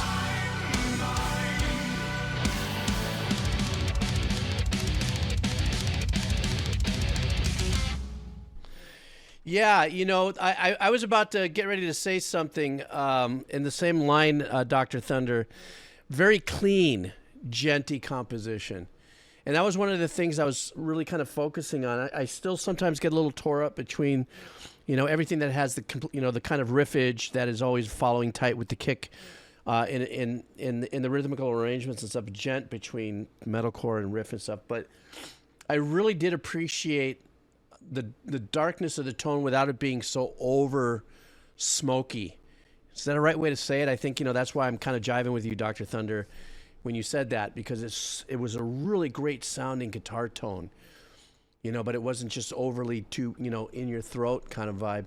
I was listening for the bass too on it, and I would have, you know, maybe it's just something I'm going through right now, but I would have maybe liked to have heard a little bit more of the ballsiness of the bass shoved up in the mix. This guy has a phenomenal voice too. Just absolutely mind-numbing. And there's some really nice little uses in the melodies throughout this. There was like a little bit of a Phrygian vibe, a major Phrygian vibe in the melody, in the verses, that I really super enjoyed. Really nice backgrounds. They really did lay into the pad work. You know, the pad work was very up there, you know, very high in the octave on the keys up here, you know, maybe second octave up from middle C. But there were two sections in there that I fell in love with, and they were when they established a couple of riff patterns in there that were just phenomenal. This is the kind of track that I like to, you know, save, which I'm going to, and actually play over. It influences me. It motivates me to want to listen to it. But then also, you know, if you're a musician, you know what I'm talking about. When you play over a track and stuff, you're already pulled into it. There's something about it that really pulls you into it. So much so that you want to, you know, add your color to it, you know, when you're practicing and stuff.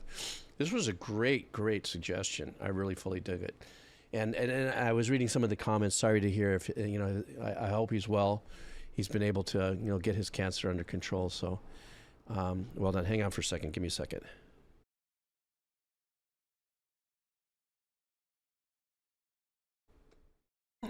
You didn't need to hear that. I had a little runny nose there and a little bit of oyster of the half lung stuck right about there. I'm sorry.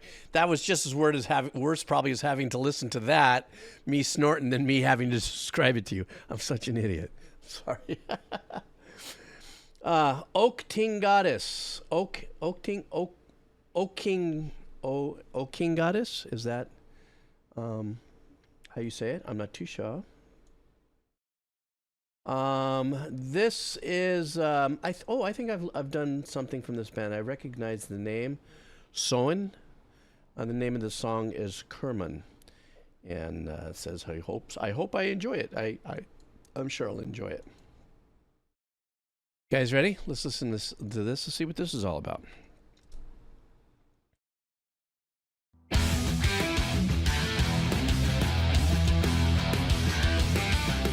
Oh, Jesus. Great artwork.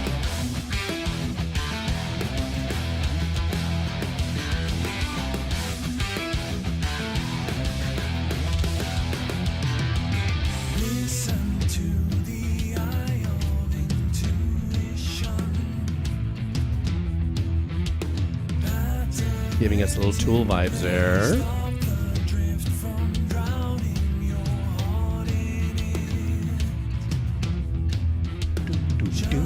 I love the bend.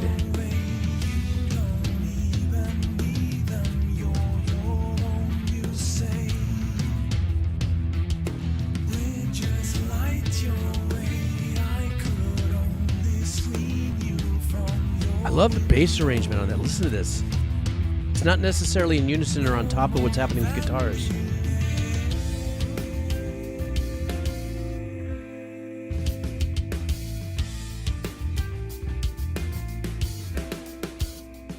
Great engineering on the drums.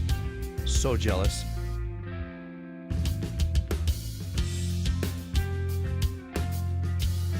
Wow, what a great section.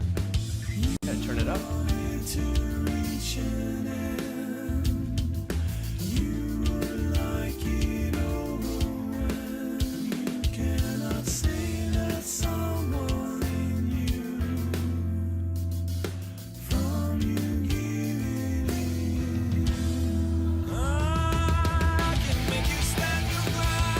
Yeah, production's another whole different next level.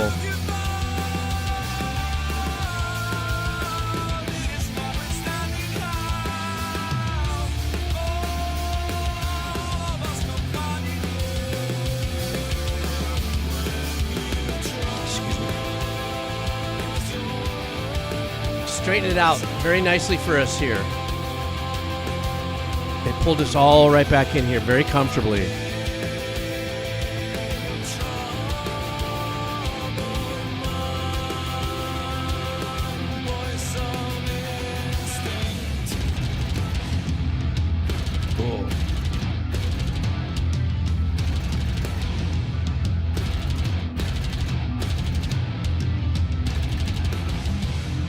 Hear what's going on in the back? Sounds like it could be a little organ arpeggiation.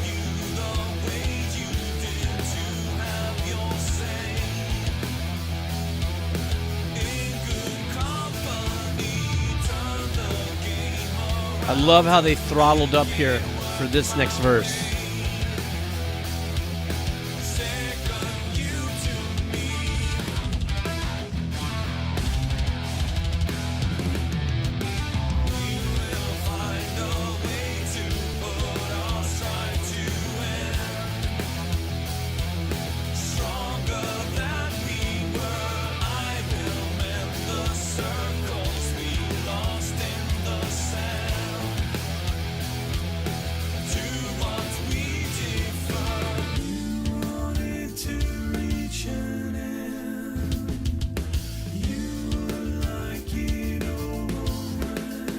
production on this is sick.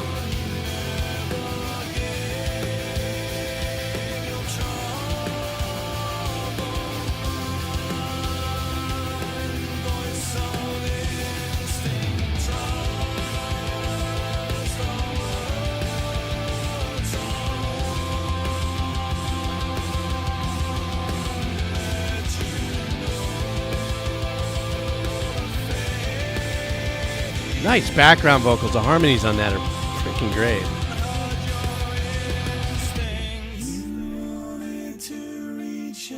See, they heard me say that, now they're giving it to me. Say that someone in you from you giving in. What a badass track.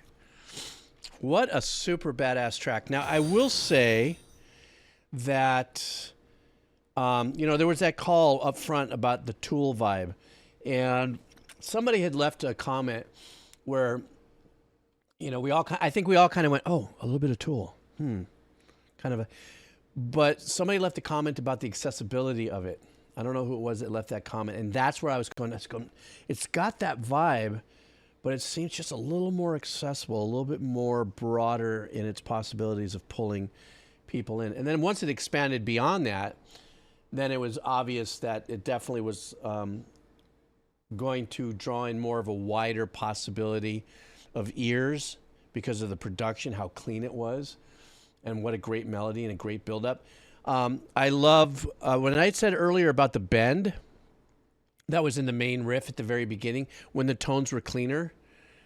I loved how by the time it got itself around to the second verse, they throttled up the power. They repeated the whole, you know, they repeated the process or the arrangements. It sounded like fairly close to the opening verse. How that, but then they throttled it up and gave it the full, you know, metal jacket on that one. This was a really super great track, man. I'm saving this standby for myself.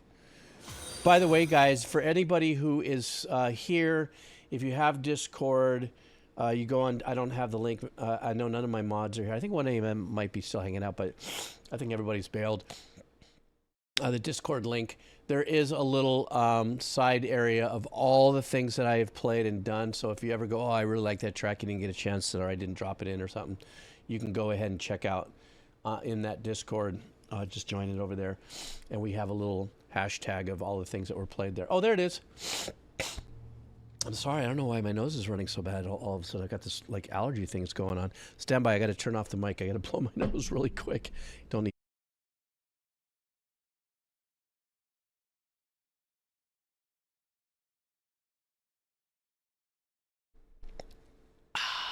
Okay.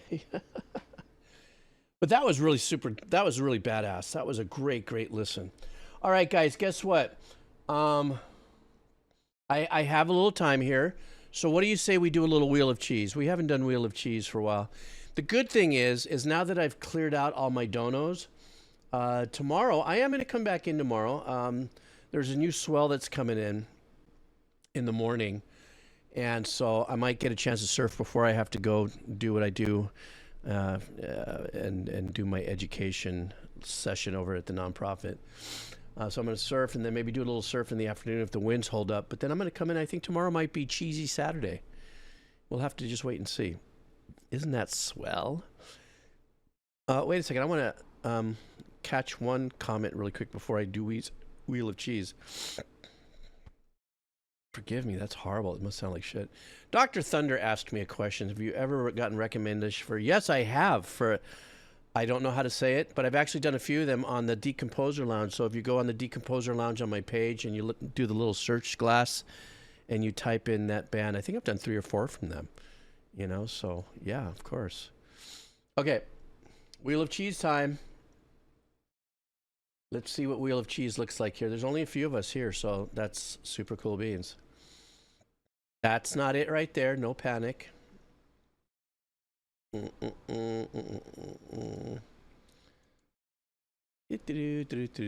see what Wheel of Cheese looks like. Oops. That was not right. Stand by. Wheel of Cheese. Oh yeah, if you're listening for the very first time, hi Red on Eva. Just briefly, wait, let me populate this. There it is.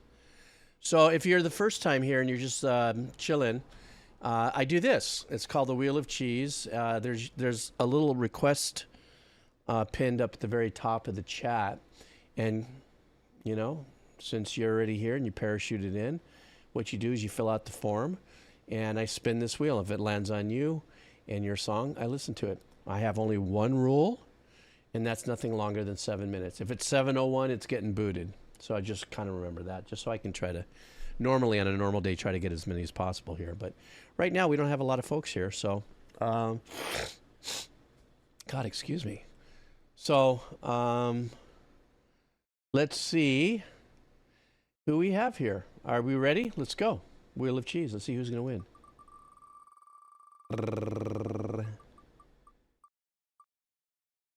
Oh, DR in the house. Okay.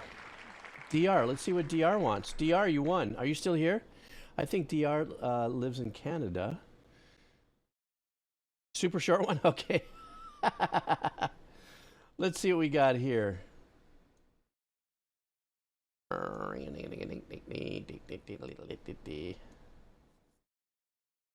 Okay, we're doing, oh, it is a super short one. Hana Ukulele. Victor Vogel, Oh Canada? Is that the Oh Canada? Okay, I'm sorry. I'm going to read this and it'll probably tell me what this is. They used to play this song and a beautiful animation on the CBC when the broadcast ended. Oh, really? Oh, one of the kind of like anthem-y things. Then when it resumed early in the morning. Oh my God, are you that old? Did TV used to do that? I thought that only happened to us old farts like in the 60s, that like how TV would sign off. So, all right, let's listen to it. This is really cool. Let me go back to my, let's go check this out. All right.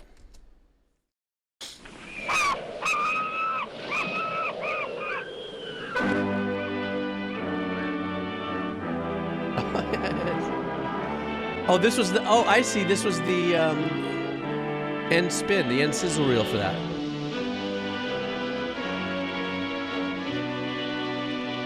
Yes, it is only coming out of one.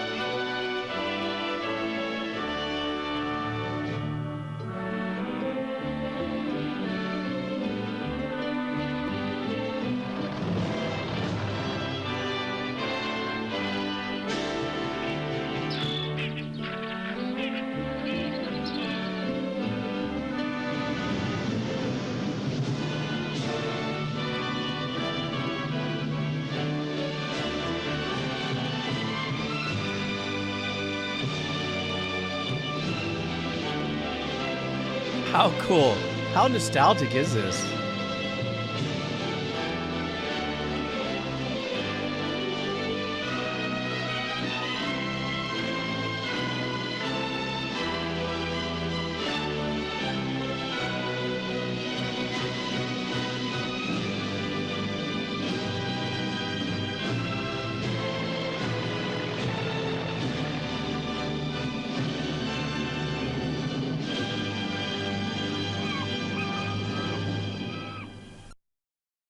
Was cool. That was, you know what, I gotta tell you, DR, that's the very first time I've had anybody share something like that. I think for you youngins, just back in the day when there was just, you know, TV and stuff like that, there was a time before cable where there was a sign off and channels would just stop broadcasting at like 2 in the morning and stuff, and you know, for me, it was always, I forgot what they call that in the world of video, but there was this little Indian red or face hold test pattern that would go, you know, broadcast will continue at 6 a.m., you know, back in the day for us older farts. But those test patterns there, but yeah, you know, now it's 24/7 in your pocket, you know, entertainment. But thank you. That was very, very unique. I've never had anything like that come across the stream. Leave it up to you to bring me something like that. That was cool. How about if I do another Wheel of Cheese? Would that be okay, guys? You guys have time for a little more Wheel of Cheese? Let me refresh this really quick just in case we had somebody new come in. Oh, we had a few people did. I did. Okay, so now that I blurted it out there. All right, let's see. Let's get some more Wheel of Cheesy in here. I'm still in a good mood, right? Okay. You know what? There probably are some noobs, but this is just a small group of people here that are chiming in. I figure this works here. It looks like a lot of folks here are. I see Shadow. There's some of our usual suspects are in this. Okay, here we go. Ready, go.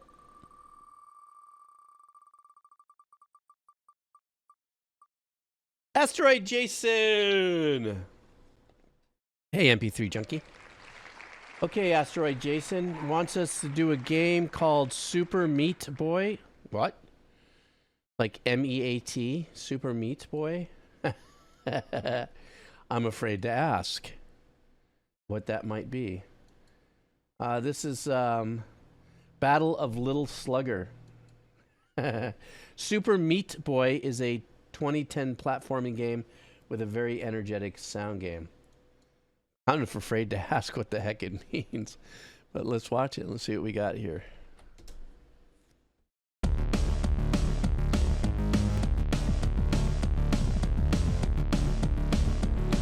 That's kind of thumbnail I would expect for that kind of.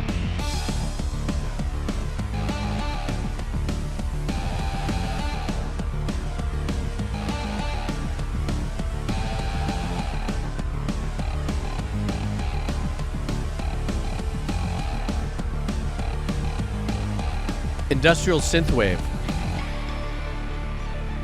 Oh, they just dropped a little bit of a guitar bomb on us.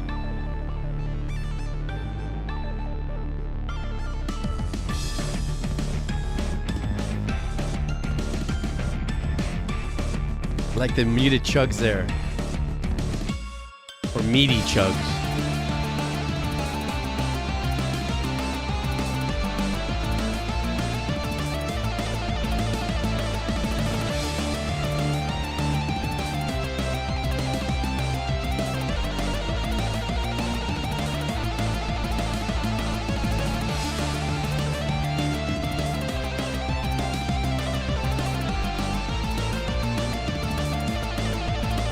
Kind of got a Jordan Rudess kind of vibe from Dream Theater.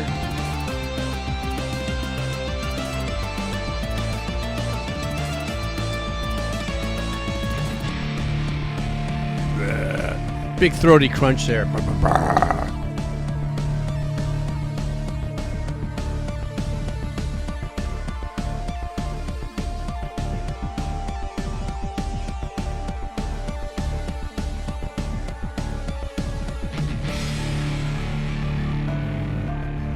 Boy, they really emphasize that chug guitar in the mix, don't they? That really hits you. It's a beefy tone.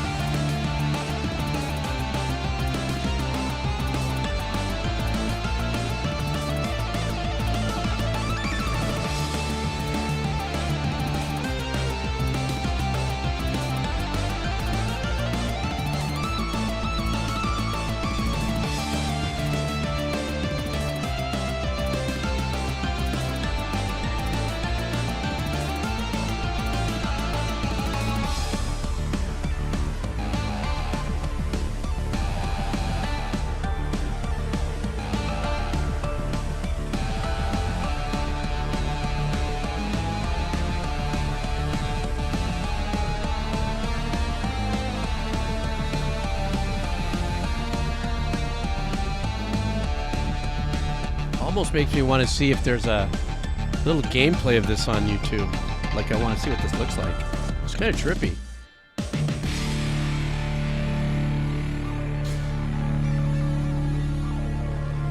Well, like Amon said, it's got a beefy tone to it, doesn't it?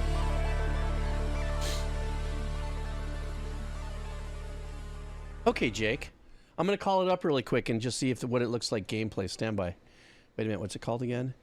Meet Super Meaty Boy.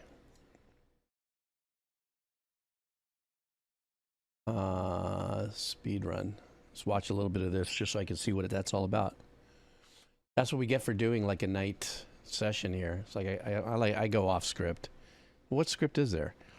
Okay, what is this? We'll just watch a little bit of this one. Let's see what this is all about. Here we go. I'm just curious.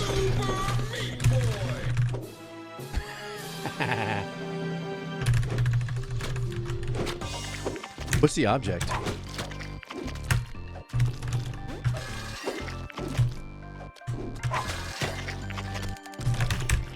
What is it, a piece of meat that's just trying to stay out of the grinder?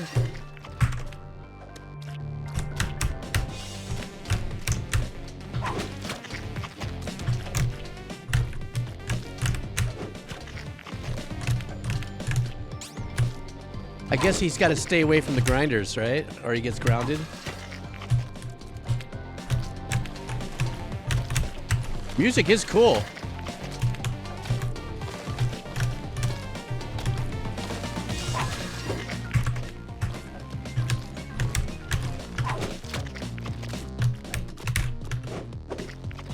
It's not a great representation. A lot of. Oh, I see. Okay, wait a second. Let's see what I got. Hang on. Let me see what I can. Gameplay. How about some gameplay? Maybe this will be a little better example. I mean, I'm not going to watch the whole thing, obviously. You just get an idea. Is Meat Boy. And I'm Zach Meat Scott. Boy. This is Bandage Girl. And this, well, this is Nugget. Nope. Their little bundle of joy. They had sex. A little piece of meat. Somebody used his swinging meat axe. Dr. Fetus. Oh, bruh. One day, while our heroes were enjoying life, Dr. Fetus attacked them Oh, whoa. Bruh, whoa, Dr. Fetus whoa. is a little mental. and kidnapped Nugget. So mean. When our heroes came to and couldn't find Nugget, I like that 50s style music here. they knew what they had to do. Go find a nugget. They had to play Super Meat Boy forever. Guys, this is available right now in the Epic Game Store for the PC. Here, let me move it up a little if you bit want because to I play just on want to get into some PC. game here. Aw, these two. Is that like a Meat Boy wearing a Bandage Girl suit or something? Or is that like a...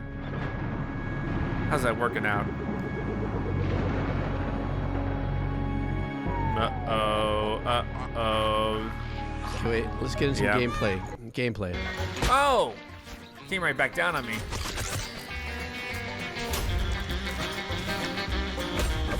So he's Okay, got to now stay I'm away going from the way grinders. wrong way. I could have jumped on the top there. Interesting. Oh, All right, I need to be patient for that to come back down.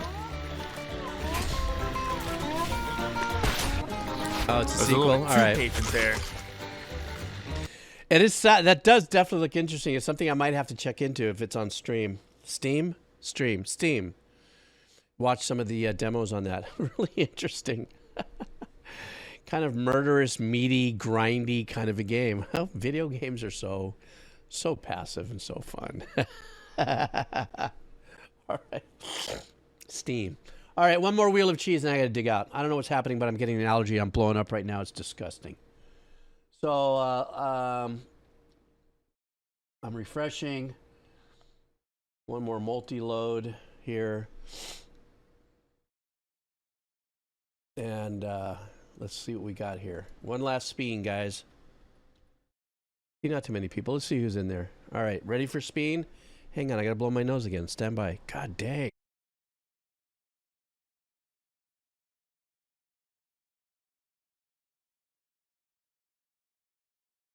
Brody. Well, at least I mute the mic, right? All right, guys, let's spin. Let's see who we gain. All right. Who's winning the spinning? Lisa! Lisa win the spin. Lisa win the spin. Lisa win the spin. Lisa would like a progressive band called Eloy. Is that right? Let's see what this is. Eloy is the name of the band. The name of the song is Inside. This was released in 1973. Ooh, some nostalgia. The title track in the album Inside was recorded in 1972 by another underrated and unsung inspiration of numerous prog rock bands. Eloy, another influential. I'm feeling inflamed. Influential back. Oh, I'm not even going to talk. Screw it. I can't talk anymore. Let's just listen to this. Sorry, Lisa. Here we go. All right.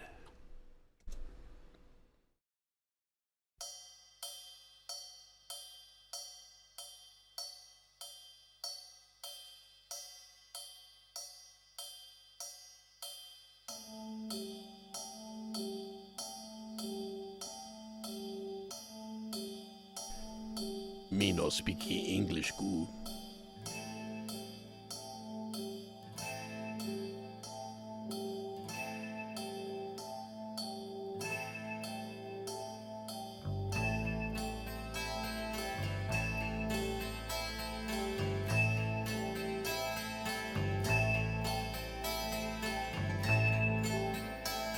Those 70s sure were really influential in the progginess of Prague.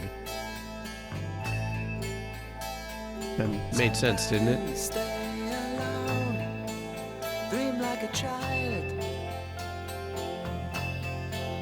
of fall seasons,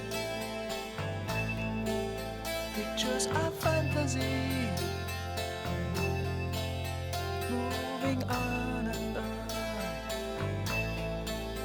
in my mind all the time.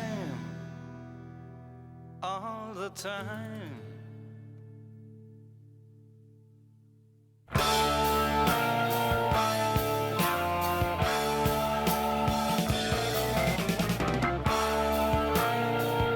Real clean sounding, great engineering.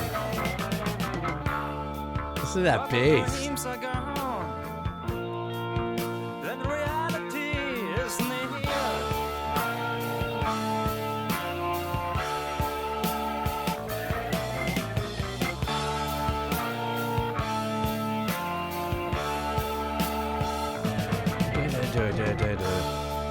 I take your hands,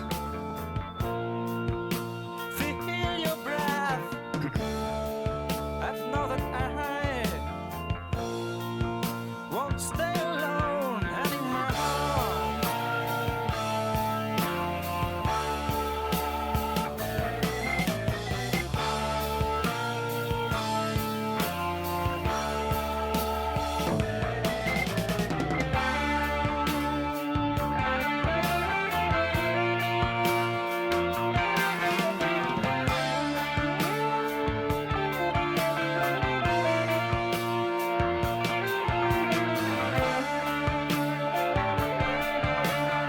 You know, this was such a groundbreaking period where bands just took songs and said, screw the radio play limitations. We're sending it out there long and powerful.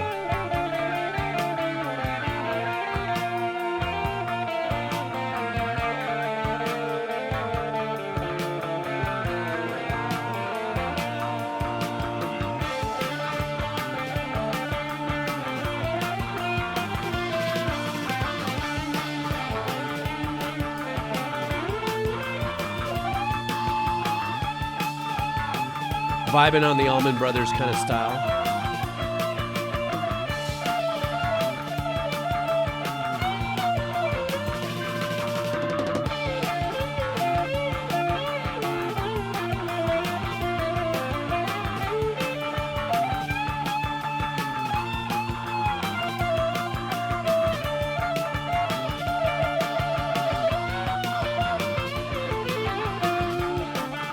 little bit of an overdub that happened there to straighten that out. That was great. Yeah, some Deep Purple for sure.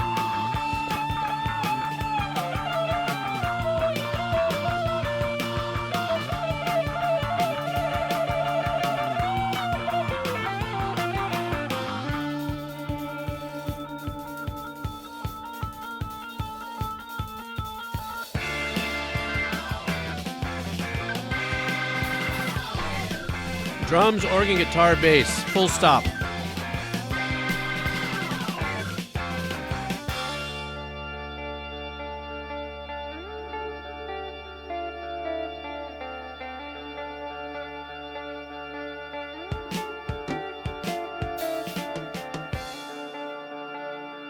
Oh, how tight and in your face that kit sounds. I take your hands,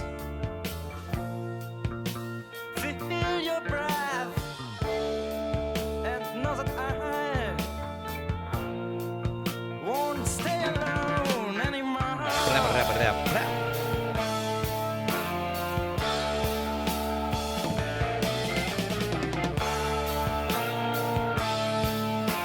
Lisa, is this a single vocalist or is the vocals coming from one of the musicians?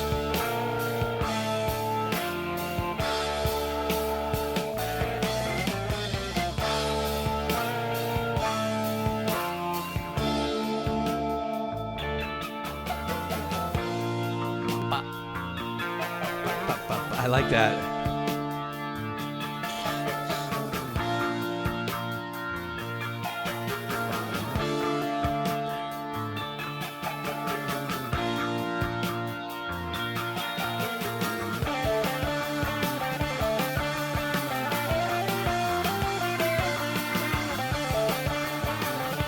Ooh, tricked out with a little bit of the playing around with the pan. You know, back then that was badass in the day, right? The engineer's like,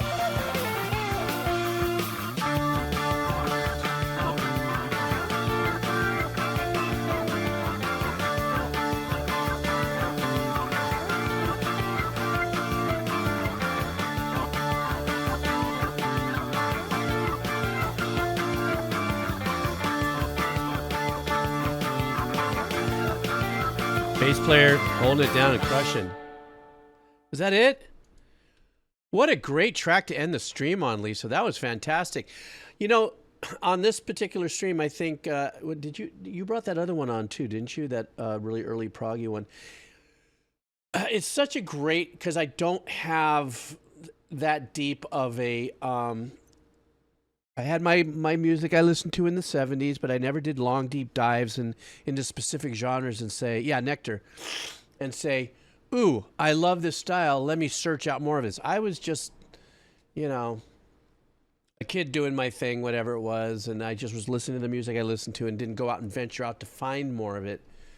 And, you know, what's great about these two tracks that you brought here, Lisa, today, was it really opened my eyes to, you know, sometimes when you hear the stories that a certain band really was influenced by a specific individual that didn't get a lot of credit in its period of performance to be as influential that other, you know, bands, be it weeks, months, years later, you know, blow up.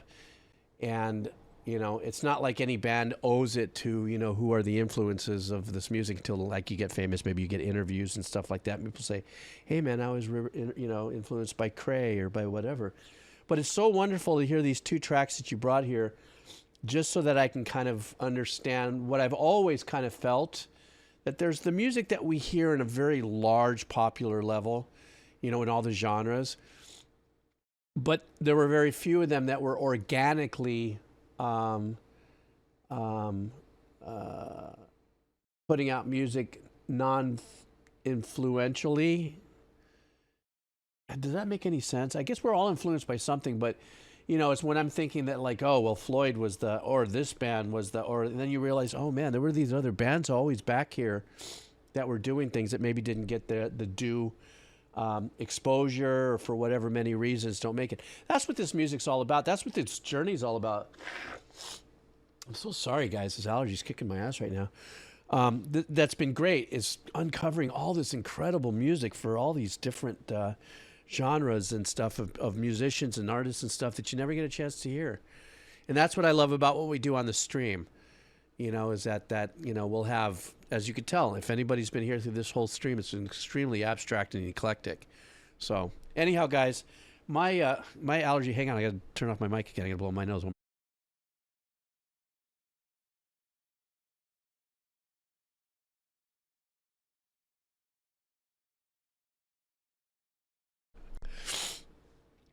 Anyhow, I probably have about another minute and a half before my nose gets congested and I gotta blow it again. But thank you so much, guys. I'm glad that some of you were able to come back on. I know it's very late in the night for some of you. I know it's very early in the morning and the next day and wherever you are in the world. I want to thank you guys. I know that there was a few people that came in for the very first time also. I want to thank you guys for hanging out and following or subbing and whatever you've done.